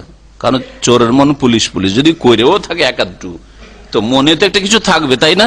যে আমি যদি বড় কিছু না করে থাকি, একটু প্রেম আলাপ করেছি, একটু নির্জনে লুকিয়ে কথা বলেছি, চোখ মেরেছি, কিছু তো একটা তো থাকবে। গাফেলাত, সবকিছু থেকে গাফেল, গাফেল হয়ে রয়েছে পাপ থেকে, কোনো খবর নেই। সরল মনা বা সহজ সরল। আল মুমিনাত, আর তার সাথে সাথে তারা ইমানদার, আল্লাহ পরকালে বিশ্বাসী, ইমানদার রমণী। এই তিনটি গুণ আল্লাহ বর্ণনা করেছেন। তাহলে সতীসাধ্যী, সরল মনা বা সহজ সরল, আর মুমিনাত ইমানদার রমণীদের ওপর যদি কেউ মিথ্যা অপবাদ দেয়, লোয়েনু ফিদ দুনিয়া ওয়াল আখিরা, তাহলে যারা মিথ্যা অপবাদ দেবে তাদের ওপর লানত রয়েছে, অভিসম্পদ রয়েছে, দুনিয়াতে আর আখিরাতে, ইহকাল পরকালে আল্লাহ পাকের কি রয়েছে? রহমত থেকে বঞ্চিত করার ঘোষণা রয়েছে। যদি তার সাথে সাথে কাফের হয়, তাহলে চিরকালে আল্লাহ পাক রব্বুল আলামিন রহমত থেকে বঞ্চিত করার ঘোষণা করেছেন আখিরাতে। মুমিন যদি হয়, মুসলিম, মুসলিম হয়ে মুসলিমের উপর মিথ্যা অপবাদ দিয়েছে, পুরুষ হোক আর নারী হোক। যদিও নারীদের ক্ষেত্রে এখানে এই জন্য বলা হয়েছে যে নারী জাতি দুর্বল, সাধারণত নারী জাতি সম্পর্কে এইরকম সাহস করে থাকে বাড়াবাড়ি মানুষ। পুরুষদের ক্ষেত্রে সাহস করতে একটু চিন্তা করতে হয়, যে আবার এর উল্টো প্রতিক্রিয়া না হয় কিছু বলতে গিয়ে। হ্যাঁ, পুরুষ হোক আর নারী হোক, যদি কেউ মিথ্যা অপবাদ দেয় আর তারা মুসলিম হয়, তাহলে তাদের উপর লানত রয়েছে, আল্লাহ পাকের লানত, রহমত থেকে বঞ্চিত করার ঘোষণা রয়েছে। যদি তা থেকে তওবা না করে, সংশোধন না করে, তাহলে আল্লাহ পাকের লানত রয়েছে। যে আসল ইমান যদি ঠিক থাকে, চিরকালের লানত না হইলেও দুনিয়াতে আল্লাহ পাকের ক্রোধ রয়েছে তাদের উপর, এবং তার জন্য ক্ষয়ক্ষতি হবে, আর আখিরাতেও শাস্তি হইতে পারে যদি আল্লাহ পাক না মাফ করেন, আর বিনা তওবায় যদি তারা মারা যায়। যদিও চিরকালের আযাব হবে না, কারণ মুমিন, মিথ্যা অপবাদ দানকারী লোকেরা হয়তো মুমিন মুসলিম ছিল। এক কথায় কাবিরা গুনাহ, মিথ্যা অপবাদ দেওয়া, কাফের করুক আর কোন মুসলিম করুক, কাবিরা গুনাহ। জি, আল্লাহ পাকের লানত রয়েছে দুনিয়াতে ও আখিরাতে। আল্লাহ পাক তারপরে ইরশাদ করছেন যে ওয়ালাহুম আযাবুন আযীম, আর তাদের জন্য মহাশাস্তি রয়েছে। ইয়াওমা তাশহাদু আলাইহিম আলসিনাতুহুম ওয়া আইদিহিম ওয়া আরজুলুহুম বিমা কানু ইয়ামালুন। মহাশাস্তি রয়েছে কোন দিনে? ওই দিনে, ইয়াওমা, ওই দিনে, যেই দিনের কথা স্মরণ করো। তাশহাদু আলাইহিম আলসিনাতুহুম, তাদের জিহ্বা তাদের বিরুদ্ধে সাক্ষী দেবে, ওয়া আইদিহিম, আর তাদের হাতগুলি তাদের বিরুদ্ধে সাক্ষী দেবে, ওয়া আরজুলুহুম, আর তাদের পাগুলিও তাদের বিরুদ্ধে সাক্ষী দেবে, মা কানু ইয়ামালুন, তাদের কৃতকর্ম সম্পর্কে, তাদের কাজকর্ম সম্পর্কে, পাপ সম্পর্কে, অন্যায় কথা কাজ সম্পর্কে তাদের অঙ্গ প্রত্যঙ্গগুলি সাক্ষী দেবে। আল্লাহ পাক রব্বুল আলামিন এই বিষয়টিকে কয়েক জায়গায় উল্লেখ করেছেন।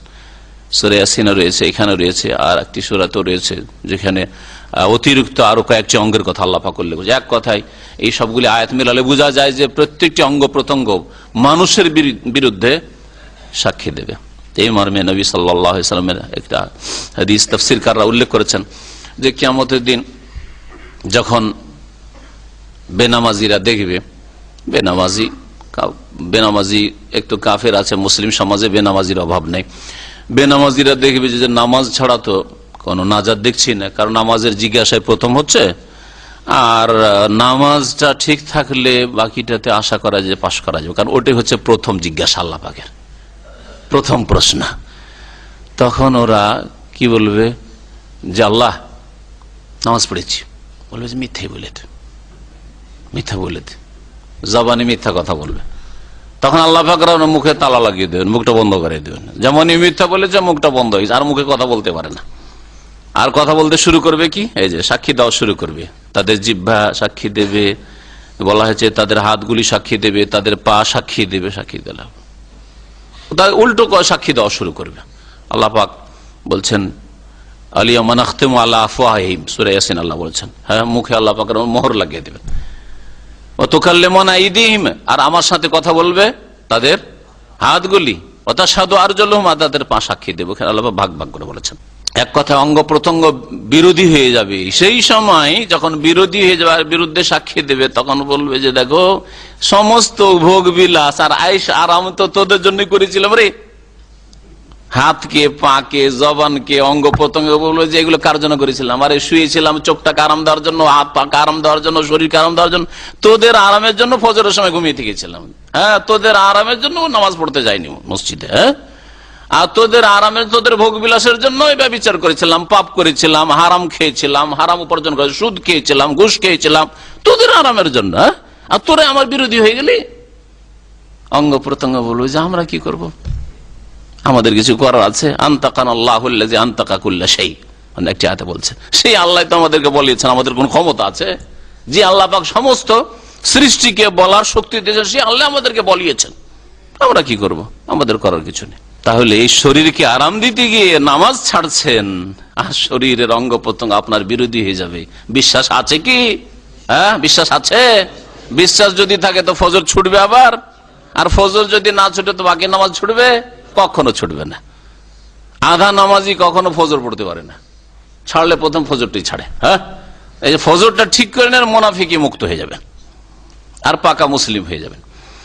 আল্লাহ পাক যেন আমাদেরকে মুসলিম হওয়ার তৌফিক দান করেন। আল্লাহ পাক তারপরে ইরশাদ করেছেন ইয়াউমাইয ইউআফিহুমুল্লাহু দীনাহুমুল হক, সেই দিন আল্লাহ পাক রব্বুল আলামিন তার যথাযথ পূর্ণ মাত্রায় প্রতিদান দান করবেন। ইউআফিহুমুল্লাহ, পূর্ণ মাত্রায় আল্লাহ পাক দান করবেন। ওয়াফা ইউআফি মানে পূর্ণ মাত্রায় দেওয়া। দীনাহুম মানব জাতির প্রতিদান, জাযা। দিন মানে হচ্ছে বদলা, প্রতিদান। মালিক ইয়াউমিদ্দিন মানে কি? মালিক ইয়াউমিল জাযা, প্রতিদান দিবসের মালিক আল্লাহ পাক রব্বুল আলামিন। যথাযথভাবে আল্লাহ পাক দেবেন, ন্যায়সঙ্গত দেবেন। ওয়ায়ালামুন, আর মানব জাতি জানতে পারবে, উপলব্ধি করবে আন্নাল্লাহু আল হাক্কুল মুবিন, যে আল্লাহ পাক রব্বুল আলামিন হচ্ছেন সত্য, আল্লাহ হচ্ছেন মাবুদে বার হক। এই যে হক, এই জন্য কালেমা তাইয়্যিবার অর্থ, হ্যাঁ, কোরআন সুন্নাহর অনুসারী আলেম ওলামারা, সহি আকীদার আলেমরা বলে লা ইলাহা ইল্লাল্লাহ মানে কি? আল্লাহ ছাড়া কেউ সত্য মাবুদ নেই। লা ইলাহা বিহাক্কিন, লা এর খবর, বিহাক্কিন বা হাক্কুন এখানে উজ্জরিয়েছে। সত্য মাবুদ নেই, বাতিল মাবুদ আছে। হ্যাঁ, বাতিল মাবুদ আছে। দুর্গা দরগা বাতিল মাবুদ, গাছপালা বাতিল মাবুদ। আল্লাহ ছাড়া অন্যের পূজা হচ্ছে বাতিল। যালিকা বিআন্নাল্লাহু আল হক ওয়া আন্না মা ইয়াদুনা মিন দুনিহি আল বাতিল। আল্লাহ পাক রব্বুল আলামিন এই বিষয়টি দুই জায়গায় উল্লেখ করেছেন, আর এখানে আল্লাহ পাক বলছেন যে হুয়াল হক, আল্লাহ হচ্ছেন কি? হক, সত্য। আল মুবিন, যিনি স্পষ্ট ব্যক্তকারী। আল মুবিন, আবানা ইউবিনু থেকে ইসম ফাইল, হ্যাঁ, মানে স্পষ্টকারী। যিনি হচ্ছেন স্পষ্ট ব্যক্তকারী, আল্লাহ পাক স্পষ্ট করে দিয়েছেন। এরপরও কি কোন দিনে অস্পষ্টতা আছে? দিন বুঝতে পারছেন না? অবশ্যই কোরআন এবং হাদিস ওহী যারা পড়বে, এটা সবচেয়ে সহজ, সবচেয়ে সহজ। আর বিদআতপন্থীদের লক্ষণ হচ্ছে যে কোরআন হাদিস সবচেয়ে বেশি মুশকিল। সবচেয়ে বেশি মুশকিল কি? কোরআন হাদিস ওহীটাই নিয়ে আল্লাহর কথা বেশি মুশকিল বুঝা, রসুলের কথা বুঝা মুশকিল। আল্লাহ রসুল অত ভালো করে বুঝাইতে পারলেন নাউজুবিল্লাহ বিদাতীদের আকীদায়। আর ফিকার কিতাব বুঝা সহজ, হ্যাঁ, আর ফতোয়ার কিতাব বুঝা সহজ, হ্যাঁ, আর মানুষের লেখা কিতাব বুঝা সহজ।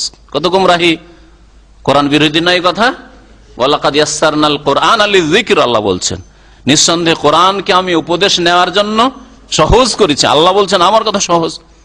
যে যত বেশি ভালো বুঝাইতে পারে সে তত বেশি হ্যাঁ, বাকপটু, ঠিক না? তত বেশি তার মানুষ গুণ গায় যে খুব ভালো করে বুঝাইতে পারে। তাহলে আল্লাহ পাক সবচেয়ে ভালো বুঝিয়েছেন, আল্লাহ পাকের রাসূল সবচেয়ে ভালো বুঝিয়েছেন সাল্লাল্লাহু আলাইহি ওয়াসাল্লাম। এটা হচ্ছে আমাদের ঈমান, ইতিকাদ, বিশ্বাস। কোরআন থেকে কেউ যদি হেদায়েত না পায়, রাসূলের সহিহ হাদিস থেকে কেউ হেদায়েত না পায়, তাহলে আবার কোত্থেকে হেদায়েত পাবে? ফাবিআইয়ি হাদিসিন বাদাহু ইউমিনুন। আল্লাহ পাকের এই ওহী, কোরআন আর হাদিসের পরে আর কি বিশ্বাস করবে তারা? আল খাবিসাতু লিল খাবিসিন ওয়াল খাবিসুনা লিল খাবিসাত, এই যে আয়াতটি রয়েছে, এই আয়াতের দুটি তাফসীর করা হয়েছে। একটা তাফসীর হচ্ছে যে আল খাবিসাত আর আল খাবিসিন এগুলি হচ্ছে ব্যক্তির গুণ, মানে আন-নিসাউল খাবিসাতু লির-রিজালিল খাবিসিন। তাহলে কি তাফসীর হবে? খাবিস, খাবিস মানে কি? হ্যাঁ, খাবিস মানে নোংরা, খারাপ, হ্যাঁ, মন্দ, নিকৃষ্ট। আল খাবিসাতু তাহলে নোংরা বা নিকৃষ্ট নারীরা, লিল খাবিসিন নিকৃষ্ট নোংরা পুরুষদের জন্য, মন্দ নারীরা বা এইভাবে বলেন চরিত্রহীনা নারীরা, লিল খাবিসিন চরিত্রহীন পুরুষের জন্য। ওয়াল খাবিসুনা লিল খাবিসাত, আর চরিত্রহীন পুরুষরা কার জন্য?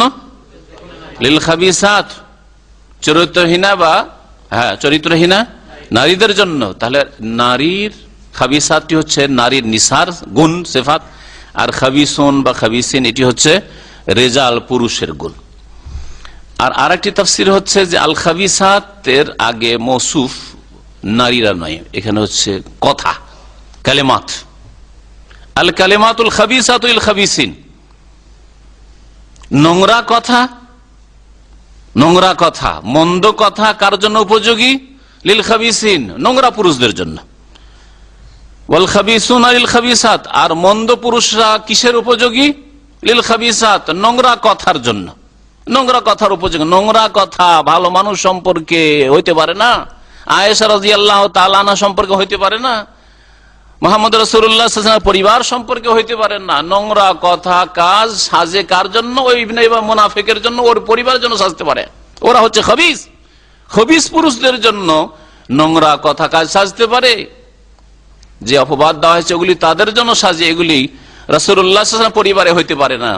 আত-তাইয়্যিবাতু লিত-তাইয়্যিবিন, ওই রকম আত-তাইয়্যিবাত মানে হয় আল কালিমাতুত তাইয়্যিবাত, আর না হলে বলবেন কি আন-নিসাউত তাইয়্যিবাত, চরিত্রবতী রমণীরা কার জন্য? চরিত্রবান পুরুষের জন্য। সমীচীন, তাই হওয়া উচিত। সুতরাং সবচেয়ে পবিত্র মুহাম্মদ রাসূলুল্লাহ সাল্লাল্লাহু আলাইহি ওয়াসাল্লাম তাইয়্যিব, আর তার জন্য কখনো খাবিসা আল্লাহ পাক না সৃষ্টিগত হিসাবে মনোনীত করতে পারেন, আর না তার শরীয়তের বিধানেও মনোনীত করতে পারেন। আল্লাহ পাক নবীর ভাগ্যে, নবী সবচেয়ে পবিত্র, তার ভাগ্যে কোন খবিস রমণী রাখবেন, এটা হইতে পারে না। এই জন্য কোন আম্বিয়া রসুলগণের বিবিরা চরিত্রহীনা ছিল না। হ্যাঁ, তারা কাফেরা ছিল। নূহ আলাইহিস সালাম বিবি কাফেরা ছিল, লূত আলাইহিস সালাম বিবি কাফেরা ছিল, কিন্তু কোনো প্রমাণ দিতে পারবেন না যে তারা চরিত্র নষ্ট ছিল। জি, আল্লাহ পাকের হিকমত ছিল যে তারা ঈমান নিয়ে আসেনি। এটা দিয়ে কিয়ামত পর্যন্ত মানুষের এতে সান্ত্বনা রয়েছে, মানুষের সম্বল রয়েছে যে আপনার মা খালা যদি হেদায়েত না, আপনার স্ত্রী হেদায়েত না হয়, কোনো মহিলার স্বামী হেদায়েত না হয়, তাহলে তাতে সান্ত্বনা রয়েছে যে না, আসিয়ার স্বামী হেদায়েত হয়নি তো আমার স্বামী কোথায়? হ্যাঁ, তাই না? আসিয়া কত মর্যাদার অধিকারী নি, তারপর হেদায়েত হয়নি। নূহ আলাইহিস সালামের স্ত্রী হেদায়েত হয়নি তো আমার স্ত্রী হেদায়েত না হলে এমন কি হলো? যদি এইসব তারিখ, এইসব ইতিহাস যদি আমাদের সামনে কোরআন ইতিহাস না থাকতো, তাহলে আমরা ভেঙে পড়তাম। আরে কি হইলো আমার পরিবারে, আরে কি হইলো, আমি এত ভালো মানুষ, আর আমার বিবি এরকম হলো, আমার বোন এরকম হলো, আমার মা খালা এরকম হলো, হইতে পারে। এতে আমাদের সম্বল রয়েছে, ইমানি সম্বল, এতে উপদেশ রয়েছে। ওয়াত-তাইয়্যিবুনা লিত-তাইয়্যিবাত, আর যারা চরিত্রবান পুরুষ তাদের জন্য কি রয়েছে? চরিত্রবান পুরুষ উপযোগী কিসের? হ্যাঁ, ভালো কথার, উত্তম কথার বলা যেতে পারে। হ্যাঁ, চরিত্রবতী তো আগের তাফসীর বললাম, দ্বিতীয় তাফসীর। উলাইকা মুবাররাউনা মিম্মা ইয়াকুলুনা, আর এইসব লোকেরা যা তাদের সম্পর্কে বলা হচ্ছে তার থেকে পুরোপুরি দোষমুক্ত। রাসূলুল্লাহ সাল্লাল্লাহু আলাইহি সাল্লাম, তার বিবি আয়েশা রাদিয়াল্লাহু আনহা, আবু বকর সিদ্দিক, আয়েশার বাবা, এরা মুবাররাউন, দোষমুক্ত, এদের নবী পরিবারে, আবু বকরের পরিবারে, আয়েশার চরিত্রে এইরকম কথা মোটেই হইতে পারে না। মুবাররাউন, এরা দোষমুক্ত, আল্লাহ স্পষ্ট ভাষায় বলছেন। এরপরও একদল পথভ্রষ্ট গুমরাহ হয়েছে, যাতে করে আল্লাহ পাক একটা নেকির রাস্তা আয়েশা রাদিয়াল্লাহু তাআলা আনহার জন্য, তার বাবার জন্য, মুহাম্মদ রাসূলুল্লাহ সাল্লাল্লাহু আলাইহি ওয়াসাল্লামের জন্য। কারণ যত গাল দেবে আপনাকে বা কোনো ব্যক্তিকে, তত বেশি কিন্তু নেকি আপনার কাছে পৌঁছতে থাকবে। ওদের আমল নামায় গোনা ভারী হবে, আর আপনার আমল নামায় নেকি দিয়ে আপনার নেক আমলের আমল নামা আপনার দাঁড়ি পাল্লা ভারী হবে। তো এটাকে মন্দ কখনো মনে করবেন না। এই জন্য আল্লাহ পাক রব্বুল শুরুতে কি বলেছেন, লা তাহসাবু শাররাল লাকুম, এই ঘটনাকে মন্দ মনে করিও না, এতে কল্যাণ রয়েছে। এই মুনাফিক চরিত্রের এক শ্রেণীর লোকেরা আর শিরকি কুফরি আকীদায় বিশ্বাসী ভ্রান্ত ফিরকা, যারা এখনো গালমন্দ করে থাকে আয়েশা রাদিয়াল্লাহু তাআলা আনহাকে, আবু বকর সিদ্দিক রাদিয়াল্লাহু আনহুকে, তার নবী পরিবার সম্পর্কে যেন ঘৃণা ছড়ায়, তার নবী পরিবার সম্পর্কে ঘৃণা ছড়ায়। তারা ইসলামের রাস্তায় সবচেয়ে বড় বাধা কিনা বলুন দেখি? যে কোনো একটা পরিবার সম্পর্কে ঘৃণা ছড়া, তার মানে কি? ওদের কাছ থেকে কি শিখবেন? আবার ওর পরিবারে এইরকম দোষ আছে, কি শিকার আছে? উযুবিল্লাহ, এটাই করেছে এই মুনাফিকরা। লাহুম মাগফিরাহ, এদের জন্য মার্জনার ঘোষণা রয়েছে আল্লাহর পক্ষ থেকে। ওয়া রিজকুন কারীম, আর সম্মানজনক উপজীবিকা রয়েছে জান্নাতে, এদের জন্য সম্মানজনক উপজীবিকা রয়েছে। আর এদেরকে আল্লাহ পাক দুনিয়াতে মার্জনার ঘোষণা দান করে দিয়েছেন। হ্যাঁ, আল্লাহ পাক রব্বুল আলামিন মাফ করে দিয়েছেন। এই ঘোষণা কোরআনী ঘোষণা রয়েছে।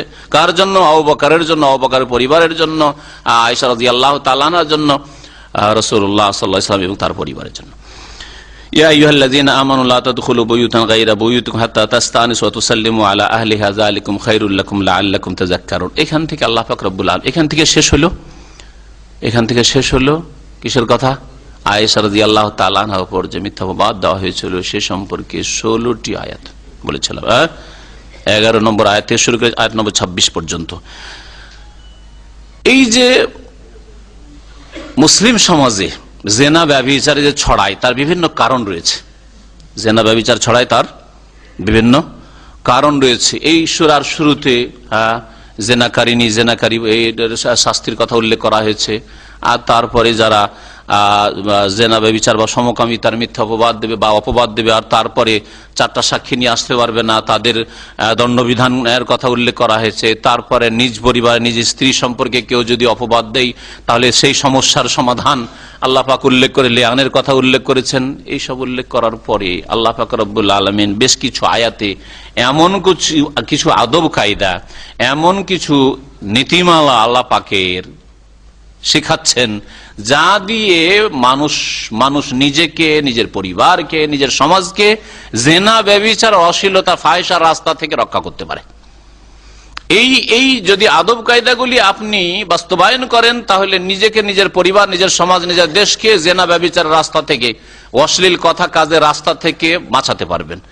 আর যদি এই সব বিধিবিধানকে উপেক্ষা করেন, এই সম্পর্কে গাফিলতিকর অবহেলা করেন, যে না না আমরাও তো এককালে যুবক ছিলাম, আমাদের দ্বারাও তো কিছু ভুল ভ্রান্তি হয়েছে, আরে সবার তো একটা স্বাধীনতা আছে, এত একবারে চাপ সৃষ্টি করতে নেই। আজকাল বাপ মায়ের কথা কিন্তু এইরকম, বাপ মায়ের ভাষা নিজের মেয়ে, সাবালিকা মেয়ে সম্পর্কে আর সাবালক ছেলে সম্পর্কে কেউ যদি কিছু বলে, যে তোমার মেয়ে একা একা এরকম ঘোরাফেরা করে, আরে সবার তো স্বাধীনতা, হাত পা বেঁধে রাখবো নাকি?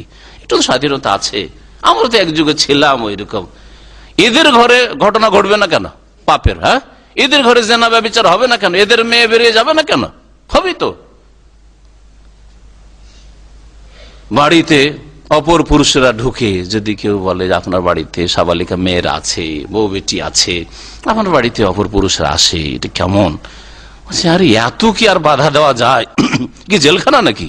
এসব মুনাফিক চরিত্রের মুসলমানদের অবস্থা, যাদের আমলে এত ত্রুটি যে এরা নিজেরাই সাদরে আল্লাহ পাকের বিধিবিধান গ্রহণ করতে চায় না, আর নিজের ছেলে মেয়েদের অন্তর পাক থাক, পাপ মুক্ত থাক, পাপ মুক্ত পরিবার তৈরি হোক, এটাই চায় না তারা। আসলে ওই রাস্তায় চলতে চায় না, যার ফলে ঘরে জেনার ঘটনা ঘটে থাকে।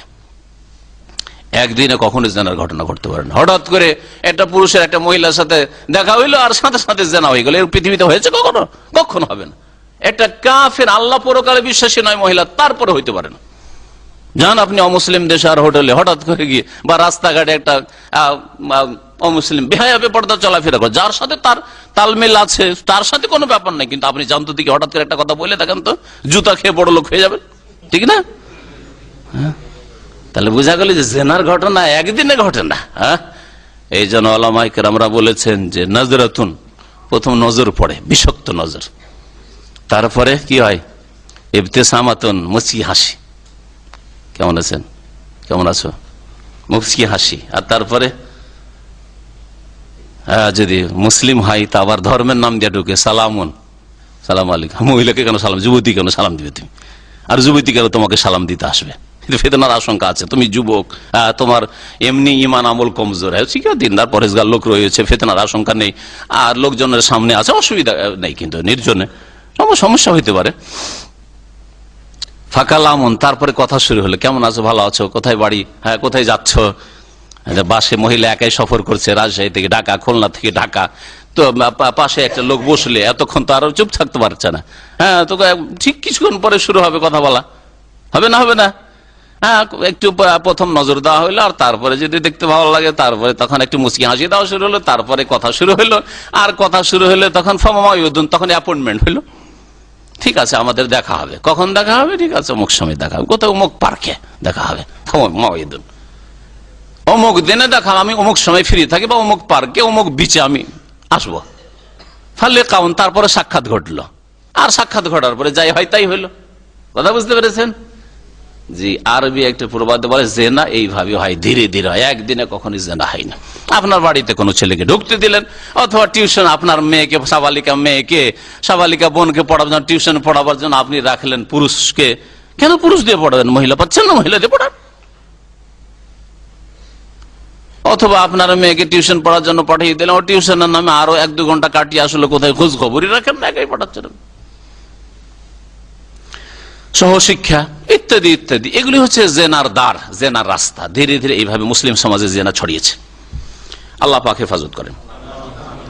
আল্লাহ পাক ইরশাদ করেছেন, ইয়া আইয়ুহাল্লাযীনা আমানু, হে ঈমানদার মানুষেরা, লা তাদখুলু বুয়ুতান গায়রা বুয়ুতিকুম, তোমাদের বাড়ি ছাড়া অন্যের বাড়িতে তোমরা প্রবেশ করবে না, হাত্তা তাস্তানিসু, যতক্ষণ পর্যন্ত তোমরা অনুমতি না নিয়ে নেবে। তাস্তানিসুর তাফসীর সরাসরি আব্দুল্লাহ বিন আব্বাস রাদিয়াল্লাহু তাআলা আনহুমা, প্রখ্যাত সাহাবী মুফাসসির, বলছেন তাস্তানিসু মানে তাস্তাজিনু, যতক্ষণ অনুমতি এজেন্ট না নিয়ে নেবে, অনুমতি নিয়ে প্রবেশ করবে। ওয়া তুসাল্লিমু আলা আহলিহা, এবং সেই বাড়িওয়ালা সেই পরিবারের ওপর কি করবে, সালাম বলবে। ওয়া তুসাল্লিমু আলা আহলিহা, সেই বাড়িওয়ালাদের প্রতি সালাম পেশ করবে, সালামু আলাইকুম বলবে। যালিকুম খায়রুল লাকুম, এটা তোমাদের জন্য বড়ই কল্যাণকর হবে। লাআল্লাকুম তাযাক্কারুন, যাতে করে তোমরা উপদেশ গ্রহণ করতে পারো আর বাস্তব রূপ দিতে পারো। এসব কথাগুলি শুধু থিওরিক্যাল নয় যে জেনে থেকে গেলাম, জানলাম যে অনুমতি নিতে হয়, কারো বাড়ি গেলে অনুমতি নিতে হয়, সালাম দিতে হয়, না সালাম না অনুমতি, হ্যাঁ আছেন কি ঢুকে পড়লাম, খুব বেশি যদি করে আছেন কি আর ঢুকে পড়লাম, ও থামছে না, সরাসরি যাচ্ছে, আছেন কি কেউ, আর থাকেন না তাই ঢুকে পড়ল। সুবহানাল্লাহ, এটা মুসলিম পরিবার, মুসলিম সমাজ না, না অনইসলামিক সমাজ। আমাদের দেশে পর্দার গর্দা উড়িয়ে দিয়েছে গ্রামবাসী সম্পর্কে, মনে করে যে গ্রামবাসী মানে গ্রামবাসীকে অনুমতি নিতে হয় না। গোটা গ্রামের লোক, আমি ভালো ভালো নামাজের ঘরে গিয়ে দেখেছি, আশ্চর্য হয়ে গেছি, হাজী সাহেব আর নামাজির লোক ওর বাড়িতে ঢুকছে, আছেন ভাই, ঢুকে গেল, খুব বেশি করলে এতটা। আর মহিলারা মাথায় কাপড় নাই, তো উঠানে বসে আছে, অথবা চলাফেরা করছে, রান্না করছে, ঢুকে পড়লো। গ্রামের লোকের জন্য পর্দা নেই, পর্দা বিদেশি লোকদের জন্য। আর পর্দা দাড়িওয়ালা দেখলে একটু পর্দা, তাড়াতাড়ি করবো, ঢাকতে হবে। দাড়িওয়ালা কেন, দাড়িওয়ালাকে মহিলাদের দেখে পুরুষ মনে হয়, আর যখন দাড়ি মুন্ডা লোক দেখে তখন মনে করে স্বজাতি আছে আমাদের মহিলা মনে করে, যার ফলে ওরা লজ্জা করে। এটা আসলে বাস্তব কথা, না হলে মহিলা কেন লজ্জা করে না বলেন তো দেখি। আমাদের মধ্যে দাড়িওয়ালা, আর মাথা তাড়াতাড়ি করে মাথা রাখতে গিয়ে পিঠের কাপড় উঠিয়ে মাথায় দিয়ে দেয় অনেক সময়। নিজের বংশধর সম্পর্কে পর্দা নেই আমাদের গ্রাম অঞ্চলে দেখছি। নিজের বংশের লোক হলে অসুবিধা নেই, নিজের গোত্র তো, কে চাচাতো ভাই, খালাতো ভাই, মামাতো ভাই, ফুফাতো ভাই, নিজের বংশ, পর্দা নেই। আর পর্দা করতে বললে বড়ই কষ্ট লাগে, যদি বলা হয় মামাতো ভাইকে, খালাতো ভাই, যে ভাই আমাদের বাড়িতে এখন বউ বেটি আছে, তোমার এখন বাইরে বসো। আমরা যখন ছোট নাবালক ছিলাম তখন তোমরা এসছো, অসুবিধা নেই, শুধু তোমার খালা ছিল, তোমার ফুফু ছিল, বা তোমার ইয়ে ছিল, এসছো ভালো কথা। কিন্তু এখন তোমরা সাবালক হয়েছো, বাড়িতে বউরা আছে, বা বোনেরা সাবালিকা হয়েছো, তখন ছোট ছিল, এখন তোমরা বাইরে বসো। আর এমন কষ্ট পাই যে জীবনে আর ওই বাড়িতে চড়বো না। এগুলো আমাদের জাহিলি সমাজ না? নেই কি বাস্তব ঘটনা না? হ্যাঁ, তাহলে বলেন দেখি কি করে পর্দা কায়েম হবে যদি মুসলিমরাই পর্দাকে কায়েম না করে, ইসলামের বিধান না কায়েম করে? কেন জিনা হবে না এই সমাজে, যে সমাজে আল্লাহ পাকের আদেশ নিষেধ পালন হয় না? শুধু নামাজ পড়ার নাম ইসলাম, পর্দা শুধু কয়েকটা লোক দেখলেই পর্দা, ফেরিওয়ালার কাছে কোনো পর্দা নেই। কিন্তু যদি হুজুর, মৌলভী সাহেব, হ্যাঁ মৌলানা চলে এসছে, তাড়াতাড়ি করে পর্দা করা, এগুলোর নাম তো পর্দা নেই। আর একটা রোগ আছে আমাদের দেশে, কত রোগ বলবেন, ভাসুরকে পর্দা করে খুব, মানে যদি স্বামীর বড়টা হয় তাহলে, কিন্তু দেবরকে কোনো ব্যাপারই না, ও তো দেবরকে এক থালাতে নিয়ে বসে খায়। হ্যাঁ, আর দেবর বুঝছেন, একটা ঘটনা, বহু ঘটনা আমার কাছে ফতুয়া যেহেতু আসা, যেগুলো জানছি, নাম না ধরলে তো বুঝতে পারবেন না যে কোথাকার, আর বলারও প্রয়োজন নাই, আর বললে তখন গীবত হবে। আমভাবে উপদেশের জন্য বলছি। ওই দেবরগুলি কি করেছে, দেবর ওই ভাতিজাকে কোলে নেবো, আদর করব বলে ভাবির ঘরে ঢুকেছে, আর ভাই নেই বাড়িতে। ভাবির ঘরে ঢুকে ওই একটু আদর করে, ওইদিকে আদর কি করবে, ওর তো অসৎ নিয়ত অন্যদিকে। ওই ভাতিজাকে আদর করতে করতে ও ভাবিকে আদর করা শুরু করেছে, দিয়ে তারপরে নিয়ে উধাও হয়ে গেছে, ভাবিকে নিয়ে উধাও হয়ে গেছে। আর এক লোকের ঘটনা, কয়েক বছর আগের ঘটনা, ভাবিকে সাথে নিয়ে এসছে যে আমি যাবো, এতে সৌদি আরব থাকে, সৌদি আরব ভদ্রলোক থাকে, ওর ভাইও থাকে সৌদি, দুইজনই সৌদি আরবে থাকে। সৌদি আরবে থাকে তো ভাই চলে এসছে আগে, আর এই মহিলার প্রেম হয়ে গেছে ওর সাথে, ওকে ভালো লাগে, স্বামীর চাইতে বেশি দেবরকে ভালো লাগে। ও দেবরের সাথে দেবরকে এয়ারপোর্টে বিদায় করতে এসছে, প্রথম প্রেম শুরু হয়। আর তারপরে এয়ারপোর্টে বিদায় করে গেল, অন্তরে তো তার লেগে গেল যে এটা আমাকে ভালো, আমার স্বামীর চাইতে আমার দেবরটা ভালো লাগছে। শয়তান এইভাবে কিন্তু চান্স নেই। আর তারপরে পরের বার তাড়াতাড়ি করে ছুটি দিয়ে গেছে, ছুটি দিয়ে ওকে উধা হয়ে গেছে, ভাইয়ের স্ত্রীকে নিয়ে কোর্ট ম্যারেজ করে ফেলেছে। এগুলো কোনো কাল্পনিক ঘটনা বলছি না, এগুলো আমার কাছে ফতুয়া মাসলা যেগুলো এসেছে সেগুলির কিছু বলছি। আগের ঘটনা যেটা বললাম যে আদর করতে করতে, এগুলো কয়েকটা ঘটনা এসছে আমার কাছে। আর তারপরে নিজের স্বামীকে নিজেই বলছে যে দেখো আমাকে মাফ করে দাও তুমি, আর তোমার সাথে আমি সংসার করতে পারছি না, মাফ করে দাও। কি জন্য শেষখানে বলছে যে তোমার ভাইয়ের জন্য আমি পাগল হয়ে গেছি, তোমার ছোট ভাইকে না দেখলে আমি থাকতে পারি না, এই স্পষ্ট ভাষায় বলেছে। ও আল্লাহ, ওই স্বামী এসে বলছে যে আমাকে আমার স্ত্রী এরকম বলছে যে তোমার ছোট ভাইকে না দেখলে আমি থাকতে পারি না। আর এগুলো হিন্দুদের ঘটনা না, খ্রিস্টানদের বাড়ির ঘটনা না, ইহুদিদের বাড়ির ঘটনা, মুসলিম সমাজের ঘটনা বলছি। এই সূরা নূরের বিধিবিধান পালন না করার কারণে, লা তাদখুলু বুয়ুতান গায়রা বুয়ুতিকুম, তোমাদের বাড়ি ছাড়া অন্য কোন বাড়িতে, অন্য কোন কক্ষে, ভাবির ঘরে, ভাইয়ের ঘরে ঢুকবে না, অন্যের বাড়িতে ঢুকবে না। এমনকি নিজের বাড়িতে যাওয়ার ক্ষেত্রে আল্লাহ পাক রব্বুল আলামিনের বিধান শুনে নিজের বাড়িতে যাওয়ার ক্ষেত্রেও এক সাহেব বলছেন, ইয়া রাসূলুল্লাহ, আমার মা আছে, আমার মায়ের কাছে কি অনুমতি নিতে হবে? মা, আচ্ছা বলো তো, তোমার মা যদি শরীরে কোন কাপড় কখনো ফেলে রাখে, আর হঠাৎ করে যদি ওই অবস্থায় দেখে না, তোমাকে ভালো লাগবে না তোমার মাকে ভালো লাগবে? হ্যাঁ, আতহিবু আনতারা উম্মাকা ওরিয়ানাতান, তুমি কি পছন্দ করো যে তোমার মাকে উলঙ্গ অবস্থায় দেখে না? হইতে পারে যে কোনো কিছু করছিল, এরকম অবস্থায় ছিল, এখন তো বাড়িতে কেউ নেই, উঠানে গায়ে কাপড় খুলে বসে আছে, হইতে পারে যে পেট পিট সবকিছু বক্ষ খুলে বসে আছে, এই অবস্থায় ওর ছেলে দেখা পছন্দ করেন না, স্বামী হইলে হয়তো অন্য ব্যাপার। আচ্ছা, তারপরে স্বামীর ক্ষেত্রে যদিও জায়েজ আছে যে চলে যেতে পারে বিনা অনুমতি, তারপরে উত্তম, ওলামারা বলছেন যে উত্তম যে স্বামীও জানাবে যে আমি আসছি বাড়ির মধ্যে। কারণ হতে পারে যে স্ত্রী এমন অবস্থায় আছে যে হঠাৎ যদি নজরে পড়ে যায় তো স্বামীকে ভালো লাগবে না, অন্তরে ঘৃণা হয়ে যাবে, জানি আমার স্ত্রী এরকম নোংরা অবস্থায় বসে থাকে।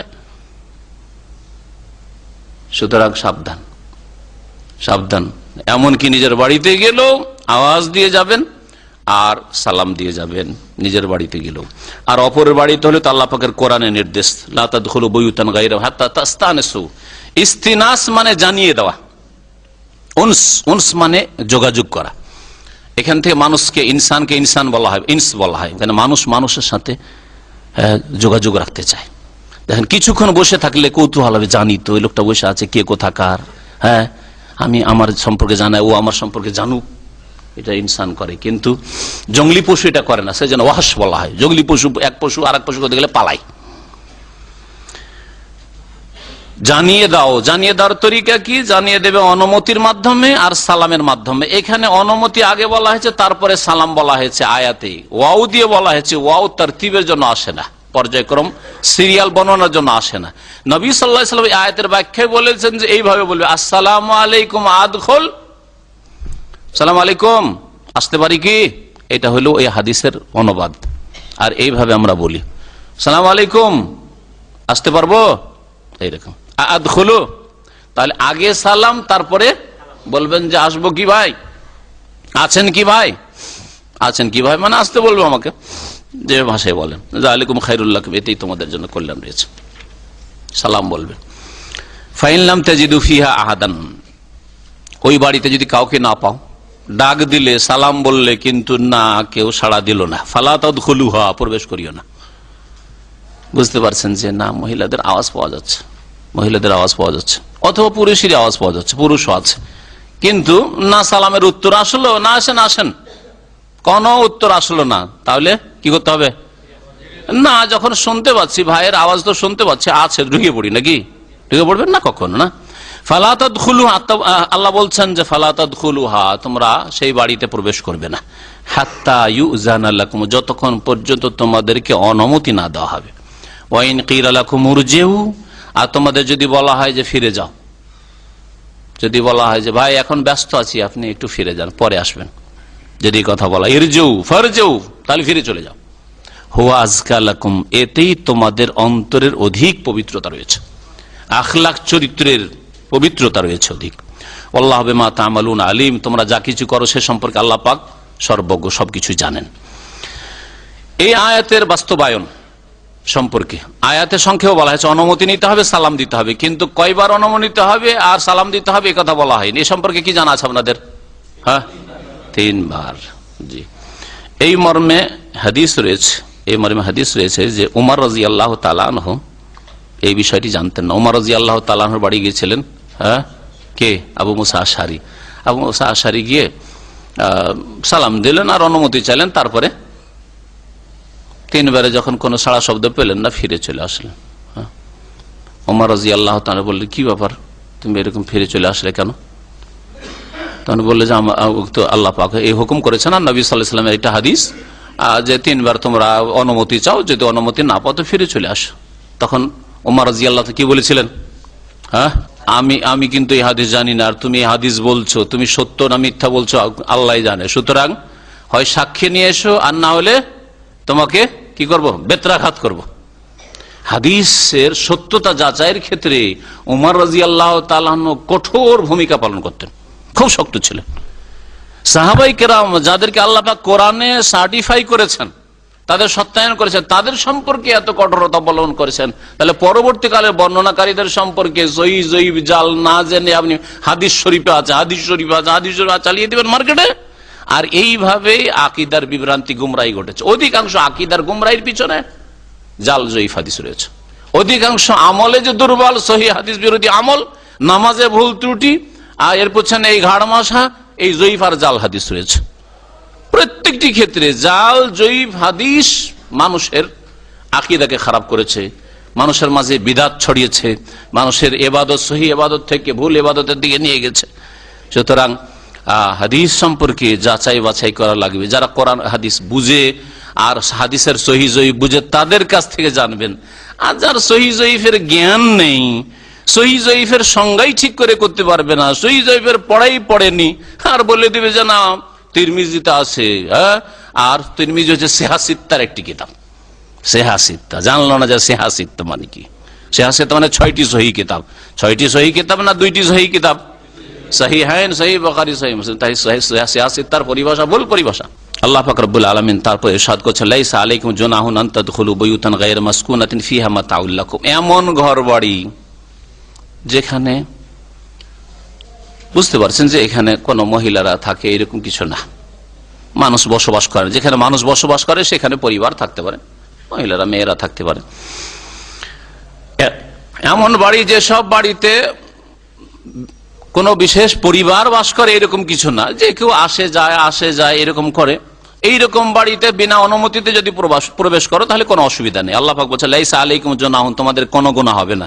আনতাদখুলু বুয়ুতান গায়রা মাসকুনা, যে এমন ঘরগুলিতে তোমরা প্রবেশ করবে যেই ঘরে কেউ বসবাস করে না, বিশেষ কোনো ব্যক্তি বা পরিবার বসবাস করে না, এইরকম ঘরে প্রবেশ করবে, এতে কোনো গুনাহ নেই বিনা অনুমতি। ফিহা মাতাউল লাকুম, তাতে যদি তোমাদের কি থাকে, কোন সম্পদ থাকে, মালমাত্তা থাকে, মাতাউল লাকুম, তোমাদের কোন দুনিয়ার গরজ থাকে, প্রয়োজন রয়েছে, মাতা মানে দুনিয়ার কোন ভোগের সামগ্রী রয়েছে, এগুলি কি এ সম্পর্কে খানিকটা ব্যাপকতা রয়েছে, করে একটি জিনিস বিশেষ করে বোঝানো হয়নি, যে কোনো এইরকম ক্ষেত্র হইতে পারে যেখানে এই গুণটা পাওয়া যাচ্ছে। যেমন দোকানপাট, যে কোনো দোকানে যাওয়ার জন্য দোকানের গেটে দাঁড়িয়ে বলবেন সালাম আলাইকুম, আসতে পারি কি বলবেন? হ্যাঁ, দোকান সকলের জন্য, কাস্টমারদের জন্য দোকান একটা, যে কোনো দোকানপাট। হ্যাঁ, হোটেল যাওয়ার পরে হোটেল রিসেপশনের আগে বলবেন সালাম আলাইকুম, আসতে পারি কি, নাকি? হোটেল, হ্যাঁ, আবাসিক হোটেল হোক আর খাওয়ার হোটেল হোক, রেস্টুরেন্ট হোক। তারপরে হ্যাঁ, স্কুল মাদ্রাসা, ঠিক। হ্যাঁ, তারপরে মসজিদ, হ্যাঁ ঠিক, মসজিদ কিন্তু সালাম দেবেন। যে ঈদগাহ মাঠ, এগুলো আসতে পারে, মাশাআল্লাহ, দেখেন ব্রেন খুলছে আমাদের। মুসাফির খানা আগের যুগে মুসলিম শাসকরা ভারতে তৈরি করে রাখতো, রাস্তার আসার পাশে শেরশাহ সুরি মুসাফির খানা আছে, এই একবার আফগানিস্তান থেকে শুরু করে ঢাকা পর্যন্ত। হ্যাঁ, যে শেরশাহ রোড, হ্যাঁ, যেটাকে ইংরেজের আসার পরে জিটি রোড করে দিল। হ্যাঁ, তো এইভাবে মুসলিম ঐতিহ্যকে নিশ্চিহ্ন করার জন্য এই কুফরি শক্তিগুলি এই কাজ করেছে। শেরশাহ সুরি রোড ছিল, আর তার রাস্তার পিছনে কয়েক কিলোমিটার গেলে একটা করে মুসাফির খানা তৈরি করা আছে। রাত হয়ে যাচ্ছে, মুসলিম থাকেন ওইখানে, বসবাস করেন আপনি, হ্যাঁ, বা আপনি বিশ্রাম করেন, আবার চলেন। তো মুসাফির খানা, যে কোনো মুসাফির খানা। হ্যাঁ, এইরকমই আর কিছু। আর একটা বাড়ির বাইরের বৈঠকখানা, আমাদের দেশে বলা হয় বৈঠকখানা, আপনারা কি বলেন? মেহমানের জন্য একটা ঘর, বাইরের দিক থেকে গেট আছে। হ্যাঁ, ওই ঘরে প্রথম দিন মেহমানকে নিয়ে গিয়ে রেখে দেওয়া হলো যে এখানে আপনি থাকেন। এখন যখনই আসবেন তখন এসে অনুমতি নিতে হবে, আপনাদের এই বৈঠকখানে ঢুকবো না। ওকে চাবি ধরিয়ে দিয়েছেন, ভাই আপনি মেহমান, যে কদিন থাকবেন আমাদের এই রুমে থাকেন, আর ওখানে ওর মাল সামান রাখা আছে, আসছে যাচ্ছে। তাহলে বৈঠকখানায় কোনো মেহমান থাকার জন্য সেখানে অনুমতির প্রয়োজন নেই। তবে যদি আশঙ্কা করেন ওই দিক থেকে একটা দরজা আছে, আর মহিলারা মাঝে মধ্যে, আচ্ছা আজকালকার শহরের বা গ্রামেও করতে শুরু করেছে, ওই দিক থেকে দরজা আছে আর এই দিক থেকে দরজা আছে, তাহলে সম্ভাবনা আছে যে কোনো মহিলা আবার ঢুকতে পারে। সুতরাং একটু জানিয়ে শুনিয়ে আপনি ঢুকবেন, যাতে সতর্ক হয়ে যায়। তাহলে আল্লাহু ইয়ালামু মা তুবদুনা ওয়া মা তাকতুমুন, আল্লাহ পাক রব্বুল আলামিন জানেন যা কিছু তোমরা প্রকাশ করো আর যা তোমরা গোপন করো। কুল লিল মুমিনিনা ইয়াগুদ্দু মিন আবসারিহিম ওয়া ইয়াহফাযু ফুরুজাহুম। আর একটি বিধান আল্লাহ পাক উল্লেখ করছেন, যেই বিধানের বাস্তবায়ন করলে জেনা থেকে আর জেনার কাছাকাছি যাওয়া থেকে নিজেকে রক্ষা করতে পারবে, তা হচ্ছে মুমিন পুরুষদেরকে নির্দেশ যে তারা যেন নিজ নিজ দৃষ্টিকে অবনত রাখে, নিচে রাখে। রাস্তায় চলবেন আর এই দিক সেদিক তাকাবেন, এরকম করবেন না। হ্যাঁ, হসপিটালের নার্সগুলি বা ক্লিনারগুলি যখন বাসে করে এসে নামে মার্কেট এরিয়াতে, তখন দেখবেন ইন্ডিয়া, বাংলাদেশ, পাকিস্তান আর আরব, গায়র আরব, সুবহানাল্লাহ, যত এই নাপাক মাছিগুলি আছে ভ্যান ভ্যান করে ছুটে একবারে। যেমন মাছি, এসব কোন জায়গায় পায়খানা যদি থাকে, ময়লা আবর্জনা থাকে, মাছি দেখবেন। হ্যাঁ, একটা কাঁঠাল ভেঙে রেখে দেন, আর তারপরে দেখেন মাছি কোথায় আছে, এলাকায় সব মাছি চলে আসবে, ঠিক না? তো ওই রকম অবস্থা দেখা যায়। মাঝে মধ্যে গাড়িতে যাচ্ছি আর একটা বাসে সব মহিলারা এসে নামছে, আর চারিদিকে বাপরে বাপ, এই প্রবাসীদের অবস্থা। এরা হলো ওই পায়খানার মাছির মতো নোংরা চরিত্রের মানুষ। আল্লাহ পাক কঠোরভাবে নিষেধ করেছে। এতে হবে কি, আপনার চরিত্র ধ্বংস হবে। আপনি স্বীকার করার চেষ্টা করবেন অবৈধভাবে, না পারলে তখন কমপক্ষে হস্তমৈথুনে আপনি নিজেকে ধ্বংস করবেন। আপনি আল্লাহ পাক বলছেন, হে নবী তুমি বলে দাও, লিল মুমিন পুরুষদেরকে, এখানে মুমিন পুরুষদেরকে বলা হয়েছে, তারপর আয়াতে মুমিন নারীদেরকে স্পেশাল। যদিও মুমিন পুরুষদের বললে তাতে সম্বোধন সকলের হয়ে যায়। ইয়া আইয়ুহাল্লাযীনা আমানু মানে পুরুষ নারী সকলকে সম্বোধন কোরআনে কারীমের। এই জন্য কুল্লিল মুমিনিন বললেই নারীরা তাতে চলে আসে। তারপরে অধিক তাগিদের জন্য আল্লাহ পাক পরের আয়াতটিতে বিশেষভাবে মহিলাদেরকে বলছেন যে সাবধান, তোমরাও কিন্তু দৃষ্টি নত রাখবে। মুমিন পুরুষদেরকে জানিয়ে দাও ইয়াগুদ্দু মিন আবসারিহিম, তাদের দৃষ্টি যেন তারা নত রাখে। ওয়া ইয়াহফাজু ফুরুজাহুম, আর তাদের লজ্জা স্থানের সুরক্ষা করে। লজ্জা স্থানের সুরক্ষা মানে কি? এখানে এক লজ্জা স্থানের সুরক্ষা হচ্ছে যে জেনায় লিপ্ত না হয়, জেনায় লিপ্ত না হয়, এই একটা। আর একটা এর অর্থ এখানে রয়েছে ওয়াল্লাযীনা হুম লিফুরুজিহিম হাফিজুন, আর ওই সব লোকেরা জান্নাতি, জান্নাতের ওয়ারিস হবে যারা লজ্জা স্থানের সুরক্ষা করে থাকে। ওখানে অর্থ কিন্তু যারা জেনা থেকে বেঁচে থাকে। ইল্লা আলা আজওয়াজ, এই জন্য বলা হয়েছে স্বামী স্ত্রীর ক্ষেত্রে আও মা মালাকাত আইমানুহুম ফাইন্নাহুম গায়রু মালুমিন। পক্ষান্তরে এখানে দুটো অর্থ রয়েছে। একটা হচ্ছে লজ্জা স্থানের হেফাজত করা মানে জেনা ব্যভিচার, আর জেনা ব্যভিচারের দিকে যে সব কথা কাজ নিয়ে যায় সেগুলি থেকে লজ্জা স্থানের হেফাজত করবে। আর দ্বিতীয় হচ্ছে ওয়াহফাজু ফুরুজাহুম, মানে ইয়াহফাজু ফুরুজাহুম মানে লজ্জা স্থানকে আবৃত রাখবে। লজ্জা স্থানকে কি করবে? গোপন লজ্জা স্থানকে আবৃত রাখবে, ঢেকে রাখবে। লজ্জা স্থান কতটুকু? লজ্জা স্থান আওরা, পুরুষদের কমপক্ষে নাভি থেকে শুরু করে হাঁটু পর্যন্ত, হাঁটু সহ ঢেকে রাখতে হবে। এটা হচ্ছে পুরুষদের। যদি কেউ রান খুলে চলাফেরা করে তাহলে লজ্জা স্থানের কিছু অংশ খুললো। আর যে যত বেশি খুলবে তত সে অশ্লীল চরিত্রের মানুষ। যে যত বেশি খুলবে রানের অংশ সে তত বেশি চরিত্র মানুষ, পুরো উলঙ্গ চরিত্রহীন মানুষ। যদিও বলে আমি জেনা করি না, আমি জেনায় লিপ্ত নাই, চরিত্রহীন মানুষ। জি, এ হচ্ছে লজ্জা স্থানের হেফাজত করা। নারীদের ক্ষেত্রে নবী করিম সাল্লাল্লাহু আলাইহি ওয়াসাল্লাম বলেছেন আল মারআতু কুল্লুহা আওরা, নারী জাতির পুরোটাই হচ্ছে ঢেকে রাখার বস্তু, আওরা। এই জন্য উর্দু ভাষায়, ফার্সি ভাষায় স্ত্রী মানে নারীদেরকে কি বলা হয়? আওরাত, আওরাত বলা হচ্ছে ঢেকে রাখার বস্তু। এটা ঢেকে রাখার জন্য, ঢেকে রাখলে আর ঢাকা থাকলে সম্মানিত থাকবে, আর মান মর্যাদা বহাল থাকবে, নিজেরও সুরক্ষা হবে, হেফাজতে থাকবে। বুঝে না? আজকাল মুসলিম মহিলাও দেখছেন মোটর সাইকেলে চলছে, দেখেছেন কি আপনারা? কেমন করে? আমাদের মুসলিম মহিলা যেমন বোরকা পরে নেকাব পরে থাকে ওই রকম করে থাকছে, একবারে বেঁধে আর মোটর সাইকেল চলছে। কেন? দুনিয়ার গরজে। আখেরাতকে ওরা ভুলে গেছে, কিন্তু দুনিয়ার গরজটা এখন বুঝতে শিখেছে যে মোটর সাইকেল দ্রুত বেগে চলে, আর কত ধুলো বালি ময়লা চেহারাতে এসে আর কীট পতঙ্গ লাগবে, এর থেকে চেহারাটাকে বাঁচাইলাম। কারণ চেহারা লাবণ্য থাকছে না। যারা বেহায়া বেপর্দা মহিলা তাদের মুখমণ্ডলের লাবণ্য থাকছে না, সৌন্দর্য থাকছে না, নষ্ট হয়ে যাচ্ছে। বরং এক ভাই আমাকে, শিক্ষিত মানুষ, একজন বড় ইঞ্জিনিয়ার, সে ভারতের, সে বলল যে আজকাল অমুসলিম মহিলারা পুরো বোরকা পড়ছে অনেকেই। কেন? দুনিয়ার গরজে। আল্লাহর ইবাদত মনে করেন, একজন মুসলিম মহিলা আল্লাহ পাকের ইবাদত মনে করে পারবে, কিন্তু অমুসলিম মহিলা অনেকে আজকাল বোরকা পরা শুরু করেছে। দুটো কারণ। একটা কারণ হচ্ছে যে বোরকা পরে থাকলে ধর্ষিতা হওয়ার আশঙ্কা কম, আর এমনি খোলামেলা চলাফেরা করলে তাদেরকে উত্ত্যক্ত করা হচ্ছে, পেরেশান করা হচ্ছে। এই যৌন হয়রানি থেকে বাঁচার জন্য মুসলিম রমণীদের মতো বোরকা পরা শুরু করেছে অনেক অমুসলিম মহিলারা। এই কথা আমাকে কয়েক মাস আগে জানালো এক ভাই, শহরে বসবাস করে। এই একটা।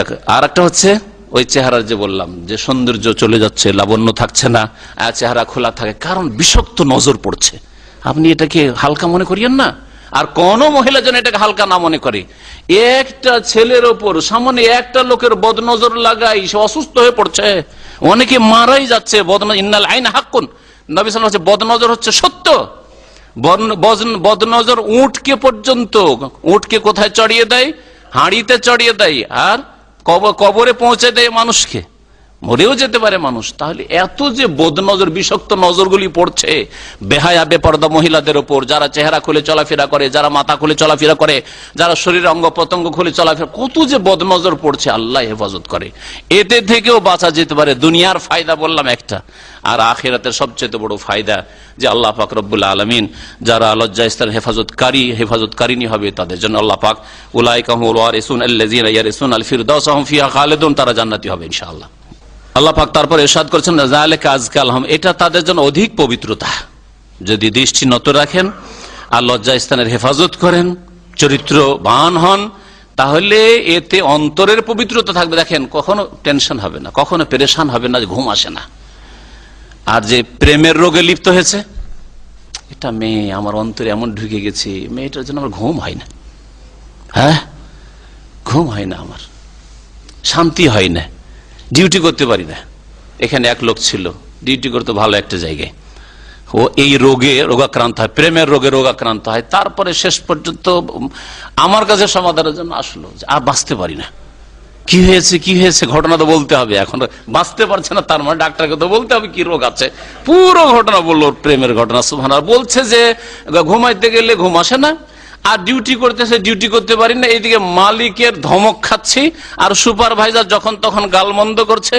এ কয়েকদিন পরে গিয়ে খবর নিচ্ছি যে কোথায় ছেলেটা, কোথায়, কাছেই ডিউটি করতে, এখানে আশেপাশে ডিউটি, কোথায় সে? তো বলছে ওকে এক্সিট লাগিয়ে পাঠিয়ে দিচ্ছে ওর সাথীর সঙ্গে। কেন? বলছে কাজ করতে না, এসে পেরেশান থাকতো, কি যে করে না করে, কাজ টাজ কিছু করে না, আর শুধু টেলিফোন করে। কাকে টেলিফোন করে? মালিক বুঝতে পেরেছে, সুপারভাইজার বুঝতে পেরেছে, এক্সিট লাগিয়ে পাঠিয়ে দিয়েছে। জি, কয়েক বছর আগের ঘটনা। প্রেমের রোগ, ইশকের বিমারি, যে ইশকের বিদাতিরা শিক্ষা দিয়ে থাকে, প্রেম খেলা ইশকে এলাহি, সকলতে জানে না সকলে তো জানে না, এইসব গজল শিখায় এই বিদাতিরা। ইশক নোংরামি জিনিস, আল্লাহর সাথে ইশক হইতে পারে না, রাসূলের সাথে ইশক হইতে পারে না, সাহাবায়ে কেরামের সাথে ইশক হইতে পারে না, যেমন তোমার মা বোনের সাথে ইশক হইতে পারে না। কে বলবে যে আমার মায়ের সাথে আমি ইশক করি, প্রেম করি? হ্যাঁ, ভালোবাসি, মাকে ভালোবাসি, বোনকে ভালোবাসি, তাই না, মেয়েকে ভালোবাসি, কিন্তু প্রেম করি বলতে পারবেন? আর বেয়াদব গুলো বলে আশেকে রসুল আর আশেকে এলাহি, নাম রাখে আশেকে এলাহি আর আশেকে রসুল, আর এ হচ্ছে আল্লাহর ইশকে পাগল হয়ে গেছে ওলিউল্লাহ। এসব কথা কোথায় পেলে ইসলামে? কোথায় আছে? কোরআন হাদিস আছে? একটা ভাষা দেখান তো কোথাও ইশক আছে আল্লাহর ক্ষেত্রে বা রাসূলের ক্ষেত্রে? কারণ ইশক হচ্ছে নোংরামি জিনিস, নোংরামি জিনিস, আর মহব্বত হচ্ছে ভালো জিনিস। এই জন্য কোরআনের ভাষায় মহব্বত বলা হয়েছে, হুব বলা হয়েছে। ইন কুনতুম তুহিব্বুনাল্লাহ, হ্যাঁ, আহাব্বা ইলাইকুম মিনাল্লাহি ওয়া রাসূলিহি ওয়া জিহাদিন ফি সাবিলিহি। কোরআন বুঝে আসে না?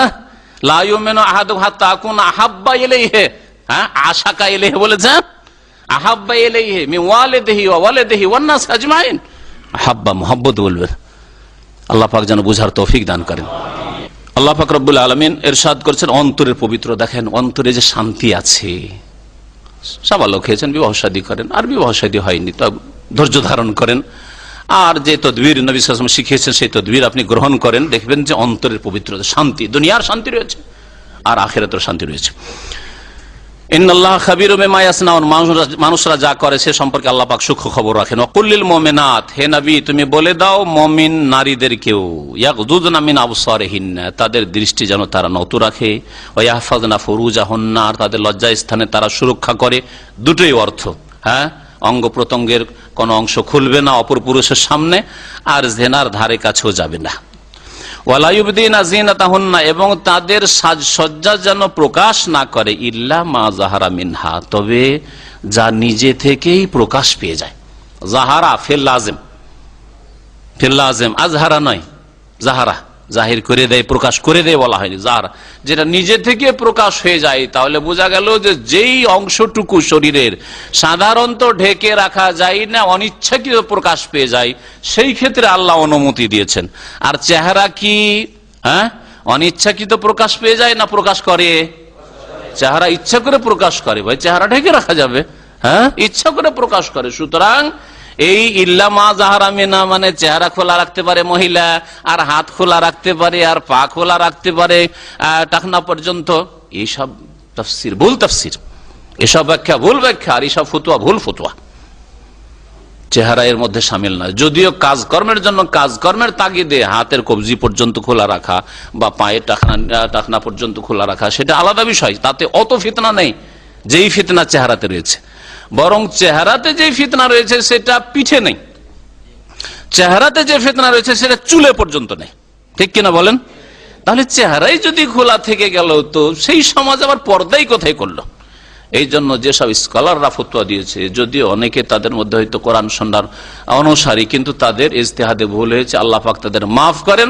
আর কুল্লুন ইউখাযু ওয়া ইউরাদ্দু ইল্লা সাহিব হাযাল কবর, ইমাম মালিক রাহমাতুল্লাহ বলেছেন প্রত্যেকের কথা নেওয়াও যাবে আর ছাড়তেও হবে, যদি ভুল কথা হয়, কোরআন হাদিস বিরোধী কথা হয়, একমাত্র সাহেবে কবর রাসূলুল্লাহ সাল্লাল্লাহু আলাইহি ওয়াসাল্লাম মসজিদে নববীতে দর্শ দিতেন আর বলতেন যে এই যে রাসূলুল্লাহ সাল্লাল্লাহু আলাইহি ওয়াসাল্লাম কবরওয়ালা, রাসূলুল্লাহ সব কথা নিতে হবে, তার সব কথাই সবটাই নিতে হবে। আর আমার কথা, মালিকের কথা, আবু হানিফা শাফি এর কথা, আহমদের কথা, বুখারীর কথা, আলবানির কথা ইত্যাদি সকলের কথাই ইউখাযু ওয়া ইউরাদ্দু নিতে হবে যদি কোরআন হাদিসের অনুকূলে হয়, আর ইউরাদ্দু ছেড়ে দেওয়া আবশ্যক ফরজ যদি কোরআন হাদিস বিরোধী হয়। সবচেয়ে বড় ফিতনা চেহারাতে রয়েছে। চেহারা যদি খোলা থাকে তো যে কোনো ফিতনা হইতে পারে, বাকি অংশ খোলার প্রয়োজন করে না। চেহারা খোলা থাকলে চোখে চোখ যেতে পারে, চার চোখ এক হইতে পারে, চেহারা খোলা থাকলে মুচকি হাসি হইতে পারে, চেহারা খোলা থাকলে কথাবার্তা শুরু হইতে পারে, চেহারা খোলা থাকলে অ্যাপয়েন্টমেন্ট হইতে পারে, আর তারপরে চেহারা খোলা থাকলে সবকিছু হইতে পারে। তাহলে জেনার রাস্তা খুলে যাবে। সেই জন্য এই চেহারা খোলা জায়েজ নয়। এই আয়াতটা মনে রাখবেন হেজাবের ক্ষেত্রে, যা নিজে থেকে প্রকাশ পায়, আর চেহারা নিজে থেকে প্রকাশ পায় না, সুতরাং চেহারা এর অন্তর্ভুক্ত নয়। আর হেজাব সম্পর্কে মনে রাখবেন সূরা আহজাবের, আমি কয়েক মাস আগে তাফসীর করি, সূরা আহজাবের আয়াত নম্বর 59, ইয়া আইয়ুহান নবী, হে নবী, কুল লিআজওয়াজিকা ওয়া বানাতিকা ওয়া নিসাইল মুমিনিন ইউদনিনা আলাইহিন্না মিন জালাবিবিহিন, তুমি বলে দাও, হ্যাঁ হে নবী তুমি বলে, কুল লিআজওয়াজিকা তোমার স্ত্রীদেরকে, ওয়া বানাতিকা তোমার মেয়েদেরকে, ওয়া নিসাইল মুমিনিন আর মুমিনদের বিবিদেরকেও কি ইউদনিনা আলাইহিন্না মিন জালাবিবিহিন, তাদের লম্বা চাদর যেন তারা নিজেদের উপর, মাথার উপর থেকে কি করে ঝুলিয়ে নেই, লটকে নেই। এই আয়াত নাজিল হওয়ার পরে সাহাবীরা বলছেন যে সাহাবিয়াতরা, মহিলারা কি করতেন, তুবদিনা আইনান ওয়াহিদা, একটা চোখ খোলা রাখতেন দেখার জন্য। তখন তার এত পাতলা চিকন কাপড় ছিল না যে সামনে কাপড় লটকিয়ে রাখবে আর দেখতেও পাবে, তা তো সম্ভব ছিল না। যার ফলে একটা চোখ দিয়ে দেখতেন মহিলারা, আর রাস্তার কিনারা চলতেন, একবার সদর রাস্তা দিয়ে না, রাস্তার কিনারা চলতেন। আল্লাহ পাক রব্বুল আলামিন যে ইরশাদ করেছেন ইল্লা মা যাহারা মিনহা, তাহলে অলংকার সাজসজ্জা প্রকাশ করবে না, তবে যা নিজে থেকে প্রকাশ পায়। নিজে থেকে তাহলে কি প্রকাশ পায় চিন্তা করে একটু বলুন তো দেখি আপনারা। হাতের ক্ষেত্রেও সতর্কতা, বিশেষ করে যুবতীরা যারা রয়েছে, হাত ঢাকার চেষ্টা করবে, অপর পুরুষের জন্য হাত ঢাকার চেষ্টা করবে। কিন্তু অনেকে এই ক্ষেত্রে ছাড় দিয়েছেন, কাজকর্মের যদি তাগিদ থাকে যে কাজকর্মের ক্ষেত্রে হাত মোজা দিয়ে অনেক সময় কাজ করা সম্ভব না, সেটা আলাদা বিষয়। ওপরের কাপড়, প্রথম ওপরের কাপড় ঢাকা সম্ভব না, যেই কাপড়টা উপরে রাখবেন ওটা তো প্রকাশ পাবে। অনেকে কিছুই দেখতে পায় না, বোরকাটার দিকে তাকিয়ে আছে। সৌদি আরবে চলে, আর যদি আল কাসিম এলাকা হয়, আল কাসিমে দেখেছি ফিলিপিনো কাফের মহিলারও চেহারা ঢাকে মার্কেটে যেতে হয়। এখনো আমি 2 বছর আল কাসিমে ছিলাম, কোন মহিলার চেহারা দেখা যায়নি, একমাত্র হাসপাতালে গিয়ে দেখা যায় যে কিছু নার্সেরা চেহারা খুলে ডিউটি করে, বাকি বাইরে ওই নার্স কাফের গুলো আমাদের আল কাসিমের ভাইরা আছেন, ঠিক না? বলেন যারা আল কাসিমে থেকেছেন, ঠিক না ঘটনা? কোন মহিলাকে চেহারা খুলে দেখতে পাওয়া যায় না এখনো। বোরাই দেয়, বুকাইরিয়া, বিভিন্ন শহরগুলো ওনাই যায়। তো মাশাআল্লাহ ওখানে ওলামাদের প্রভাব রয়েছে, আর দিনদারিও রয়েছে, তাকওয়া রয়েছে। কোন মহিলাকে, বিদেশি কাফের, হিন্দু মহিলা ও খ্রিস্টান মহিলা ও তারাও চেহারাটাকে চলাফেরা করে ওখানে বাইরে। ওপরের কাপড় অনেকে কিছু দেখতে পায় না, আর মনটা চায় বিবিও নাই, আরে চলো ওই বোরখার দিকে তাকাইছে পাগল। হ্যাঁ, তো তাকাক, বোরখার দিকে তাকালে কি করবে? সেজন্য মহিলা বাড়ি থেকে বেরোবে না, বাড়ি থেকে প্রয়োজনে বেরোবে, বিনা প্রয়োজনে বেরোবে না, বেশি বেশি বিনা প্রয়োজনে বেরোবে না। ওয়াকারনা ফি বুয়ুতিকুন্না, কাজ না থাকলে বেশি বেশি বেরো না, বাড়িতে অবস্থান করো, আল্লাহর হুকুম এটাও। কিন্তু কাজ থাকলে প্রয়োজন আছে, বাইরে বেরোতে পারবে মহিলারা। রাস্তায় চলছে, হঠাৎ করে বাতাসে একটু কাপড়টা একটু উড়ে গেল কোন জায়গায়, হ্যাঁ, আর কাপড় উঠে গেল, সেটা আলাদা কথা। হ্যাঁ, কোনো কিছু কাজকর্ম করতে গিয়ে, হ্যাঁ, অনিচ্ছাকৃত কোন অংশ খুলে গেল, হ্যাঁ, অনিচ্ছাকে এইদিকে বেঁধে আছে, হঠাৎ করে দেখা গেছে পিছন দিক থেকে, অনিচ্ছাকৃত, বেচারি বুঝে না, নিজে থেকে বেরিয়ে গেছে, তো অনিচ্ছাকৃত। রব্বানা লা তুআখিযনা ইন নাসিনা ওয়া আখতানা, ভুল করে দিলে অথবা ভুলে গেলে আল্লাহ পাক ধরবেন না, আল্লাহ পাক দুআই শিখিয়েছেন। এই আয়াতে বেশ কিছু আহকাম, বিধিবিধান রয়েছে, সেই জন্য বাকি অংশগুলি ইনশাআল্লাহ তাআলা পরে পুরা করব। তবে একটি বিষয় উল্লেখ করে নি, আল্লাহ পাক যেমন পুরুষদেরকে বললেন তোমরা দৃষ্টি নত রাখো, ওই রকম মহিলাদেরকে আল্লাহ পাক কি বলেছেন? দৃষ্টি নত রাখো। তাহলে পুরুষরা কোন মহিলার দিকে তাকাবে না, এটা তো আমরা জানলাম। মহিলারাও কি ওই রকমই যে কোন পুরুষের দিকে তাকানো যাবে না? একেবারে সমান সমান? যদি সমান সমান হয় এইরকমই, তাহলে যুক্তি হচ্ছে যে তাহলে পুরুষদেরকে বলা যে তোমরা চেহারাটাও কারণ তোমাদেরকে মহিলা দেখে নিবে। আল্লাহ কি বলেছেন? না, এইরকম না। তাহলে মহিলাদের দিকে যদি পুরুষ ভালো নিয়তেও তাকায় তবুও জায়েজ না। মানুষ তাকায় দুটো অবস্থায়, একটা হচ্ছে অসৎ নিয়তে, দেখতে ভালো লাগছে একটা মেয়েকে সেজন্য তাকাচ্ছে, আর একটা না, মেয়েটা আমার একেবারে বোনের মতো লাগছে, আরে একেবারে আমার বোনের মতো কাছাকাছি, ভালো নিয়তে তাকাচ্ছে, চলবে নাকি? না, দুটোই জায়েজ নাই, দুটোই নাজায়েজ। পুরুষের ক্ষেত্রে পুরুষ কোন মহিলার দিকে তাকাবে, অপর মহিলার দিকে, বেগানা মহিলার দিকে। পক্ষান্তরে মহিলার তাকানো দুই রকম, একটা জায়েজ আর একটা জায়েজ নাই। মহিলা যদি কোনো পুরুষের দিকে তাকায় কিন্তু ওই পুরুষকে দেখা উদ্দেশ্য নয়, হ্যাঁ, পুরুষকে দেখা উদ্দেশ্য নয়, আর পুরুষের দিকে অসৎ নিয়ত নিয়েও তাকাচ্ছে না, কামভাব নিয়ে তাকাচ্ছে না, তাহলে জায়েজ, বুঝলেন? আর আরেকটা হচ্ছে না, মনের চাহিদার সাথে তাকাচ্ছে, ছেলেটাকে দেখি স্মার্ট লাগে, ছেলেটা পছন্দ, হ্যাঁ, ছেলেটা আমার চয়েস, এই নিয়তে যদি তাকায়, হ্যাঁ, এটা আমার স্বামীর চাইতে ভালো, হ্যাঁ, যদি এইরকম হয় তাহলে নাজায়েজ, তাহলে নাজায়েজ। কেন এই ভাগ কেন করলাম? অথচ আল্লাহ পাক একই ভাষায় বলেছে ইয়াগুযুনা মিন আবসারিহিন্না, পুরুষরা যেমন ইয়াগুযু মিন আবসারিহিম দৃষ্টি নত রাখবে, মহিলারাও যেন দৃষ্টি নত রাখে। কেন? এই জন্য যে আমাদের কাছে দলিল আছে। মা আয়েশা রাদিয়াল্লাহু তাআলা আনহাকে রাসূলুল্লাহ সাল্লাল্লাহু আলাইহি ওয়াসাল্লাম একবার হাবশীদের খেলা দেখিয়েছিলেন মসজিদে নববীর সামনে হাবশীরা খেলা করছিল ঈদের দিনে, আমোদ ফুর্তি করে হাবশীদের দেশের লাঠি খেলা বা অস্ত্র খেলা, তলোয়ার খেলা খেলছিল। আর নবী সাল্লাল্লাহু আলাইহি ওয়াসাল্লাম আয়েশার ঘরে কক্ষে, আর আয়েশা রাদিয়াল্লাহু তাআলা আনহা নবী সাল্লাল্লাহু আলাইহি ওয়াসাল্লামের কাঁধে এখানে মুখটা লাগিয়ে ওই জানালা দিয়ে দেখছিলেন এরকম করে, হ্যাঁ, ওরা দেখছে না পুরুষ লোকেরা, কিন্তু আয়েশা রাদিয়াল্লাহু তাআলা দেখছেন। কারাকে দেখছেন? ওই হাবশীদেরকে দেখছেন, হাবশীদের খেলা দেখছেন। লক্ষ্য উদ্দেশ্য হচ্ছে খেলা দেখা, ওদের রূপ চেহারা দেখা না, খেলা দেখা। কিন্তু তারপরে ওই পুরুষদের উপর নজর পড়ছিল, জায়েজ কিনা? জায়েজ না হয় নবী সাল্লাল্লাহু আলাইহি ওয়াসাল্লাম দেখাবেন দীর্ঘক্ষণ। মা আয়েশা বলছেন যে আমি দেখতে দেখতে, নবী সাল্লাল্লাহু কিছুই বলছেন না, আমি দেখি কতটা নবী আমাকে আদর করেন, ভালোবাসেন, দেখতে আছি। তারপরে যখন আমি বিরক্ত হয়ে গেলাম, আর দাঁড়িয়ে থাকতে ভালো লাগে না, তখন নিজেই ছেড়ে দিলাম। দেখা বোঝা গেছে?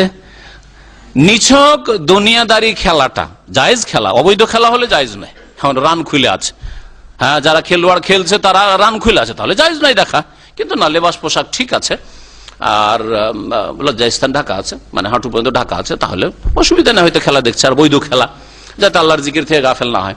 তো এইরকম খেলা দেখা যদি জায়েজ হয়, তাহলে ইসলামিক আলোচনা যদি কেউ কোনো মহিলা বা মহিলারা যদি পুরুষের কাছ থেকে শোনে, সরাসরি দেখে অথবা টিভির পর্দায় দেখে অথবা সিডি ভিসিডিতে দেখে, তো জায়েজ হবে না? হবে না? আরে নিছক দুনিয়ার খেলা যদি আয়েশা রাদিয়াল্লাহু আনহার জন্য দেখা জায়েজ হয়, কারণ লক্ষ্য উদ্দেশ্য পুরুষগুলো দেখা উদ্দেশ্য ছিল না, তাহলে আমাকে দেখা অথবা আমার মতো কোন সাহেবকে দেখা উদ্দেশ্য না। উদ্দেশ্য কি? বক্তব্যটা শোনা, দিন শিখা। তো জায়েজ আছে, সরাসরি দেখতে পারে অথবা ছবিও দেখতে পারে, এটা জায়েজ রয়েছে। কিন্তু মহিলা বক্তব্য করেছে টিভিতে, মহিলা খবর পড়েছে, আর পুরুষ দেখবেন, জায়েজ? বলছে আমার লক্ষ্য উদ্দেশ্য তো মহিলাকে তাকানো না, আমার উদ্দেশ্য হচ্ছে খবর শোনা। জায়েজ হবে? দুটোই না জায়েজ ওই ক্ষেত্রে। কারণ আল্লাহ বলছেন ইয়াগুদ্দু মিন আবসারিহিম, দৃষ্টি নত করা চলবে না তোমাদের। ওই ক্ষেত্রে আমাদের কাছে কোনো দলিল নেই যে কোনো মহিলাকে মা বোন, মা খালা মনে করে দেখা যাবে, যে এটা আমার খালার মতো লাগে, এটা আমার মায়ের মতো লাগে, এটা আমার বোনের মতো লাগে বলে দেখা যাবে কি? এইরকম কোন দলিল যেহেতু আমাদের কাছে নেই, সুতরাং পুরুষরা কোনো উদ্দেশ্যেই মহিলাদের দিকে তাকাতে পারবেন না। পক্ষান্তরে মহিলারা পুরুষের দিকে সৎ নিয়তে, ভালো উদ্দেশ্যে তাকাতে পারবে, অসৎ নিয়তে তাকাতে পারবে না। আল্লাহু আ'লাম। সাল্লাল্লাহু আলা নবিয়িনা মুহাম্মদ ওয়া আলা আলিহি ওয়া সাহবিহি আজমাইন। মহিলার দিকে একবার তাকানো যাবে, ওইটা হাদিসের অর্থ বুঝেনি অথবা বুঝলেও অসৎ নিয়ত। নবী সাল্লাল্লাহু আলাইহি ওয়াসাল্লাম বলেছেন লা তুতবিউ নাজরাতান নাজরাতা, তোমরা একবারের পরে বারবার তাকাতে থাকিও না। ফাইন্না লাকাল উলা, তোমার জন্য প্রথমটা জায়েজ, ওয়ালাইসাত লাকাল আখিরা, আর দ্বিতীয়বার জায়েজ না। এই হাদিসের অর্থ কি? মানে একবার দেখে এরকম তাকাই দিয়ে থাকেন জায়েজ না, অনিচ্ছাকৃত নজর। এই হাদিসের ব্যাখ্যা আরেকটা হাদিস, সাইলা রাসূলুল্লাহ আন নাজিল ফুজা, আকস্মিক যদি নজর পড়ে যায়, হঠাৎ করে সামনে একটা মহিলা পড়ে গেল, হ্যাঁ, রাস্তা দিয়ে যাচ্ছিল না, মহিলা হঠাৎ করে বেরিয়ে গেছে বাইরে, একটু বাড়ির বাইরে, নজরে পড়ে গেল, তাহলে আমারানি আন আসরিফা বাসারি, সাহাবী বলছেন আমাকে বলেন যে তাতেই নজরটা ফিরিয়ে না। হঠাৎ করে নজর পড়লে, ওইটা রাস্তা দিয়ে চলছেন, আপনি খেয়াল করেননি সামনে একটা মহিলা আসছে, তাহলে নজর ফিরিয়ে না। আর বুঝতে পারছেন দূর থেকে যে একটা মহিলা আসছে, তো আপনি তাকাইতে থাকবেন, জায়েজ না। অনিচ্ছাকৃত নজর যদি পড়ে না বলা হয়েছে, তাহলে সাথে সাথে নজর ফিরিয়ে নিতে, ওইটা হচ্ছে প্রথম নজর, সেটা মুহূর্তের জন্য, হ্যাঁ, 1 সেকেন্ড 2 সেকেন্ড হয়তো নজরটা পড়েছিল, বুঝতে পারছেন মহিলা, নজর ফিরিয়ে নেন। এক ভাই জিজ্ঞাসা করেছেন যে কোন ব্যক্তি জেনায় লিপ্ত হয়েছিল, আল্লাহ পাক আমাদের হেফাজত করেন। আলহামদুলিল্লাহ, আলহামদুলিল্লাহ, আল্লাহ পাকের শুকরিয়া আদায় করে যে আল্লাহ পাক যাদেরকে হেফাজতে তৌফিক দান করেছেন। লজ্জাস্থান হেফাজতের বিষয়টি আল্লাহ পাকের বড় নিয়ামত। অনেকের পদস্খলন ঘটে থাকে যৌবনকালে, আলহামদুলিল্লাহ। ওসমান রাদিয়াল্লাহু আনহু বলছেন, ওয়াল্লাহি, আল্লাহর কসম করে বলছে, মা জানাইতু ফি জাহিলিয়াতিন ওয়ালা ইসলাম, জাহিলিয়াতের যুগে আমি জানার কাছে যাইনি, আর ইসলাম এসে তো যাইনি। এটা আল্লাহ পাকের বড় নিয়ামত। ওসমান রাদিয়াল্লাহু তাআলা বলছেন এই কথা। তো কমই লোক এরকম আছে যে জাহিলিয়াত মূর্খতার যুগে যৌবনকালে যা ইসলাম আখিরাত বুঝতো না, তখন যে নিজের লজ্জাস্থানে হেফাজত, এটি আল্লাহ পাকের খাস দয়াতি হেফাজত হয় মানুষের।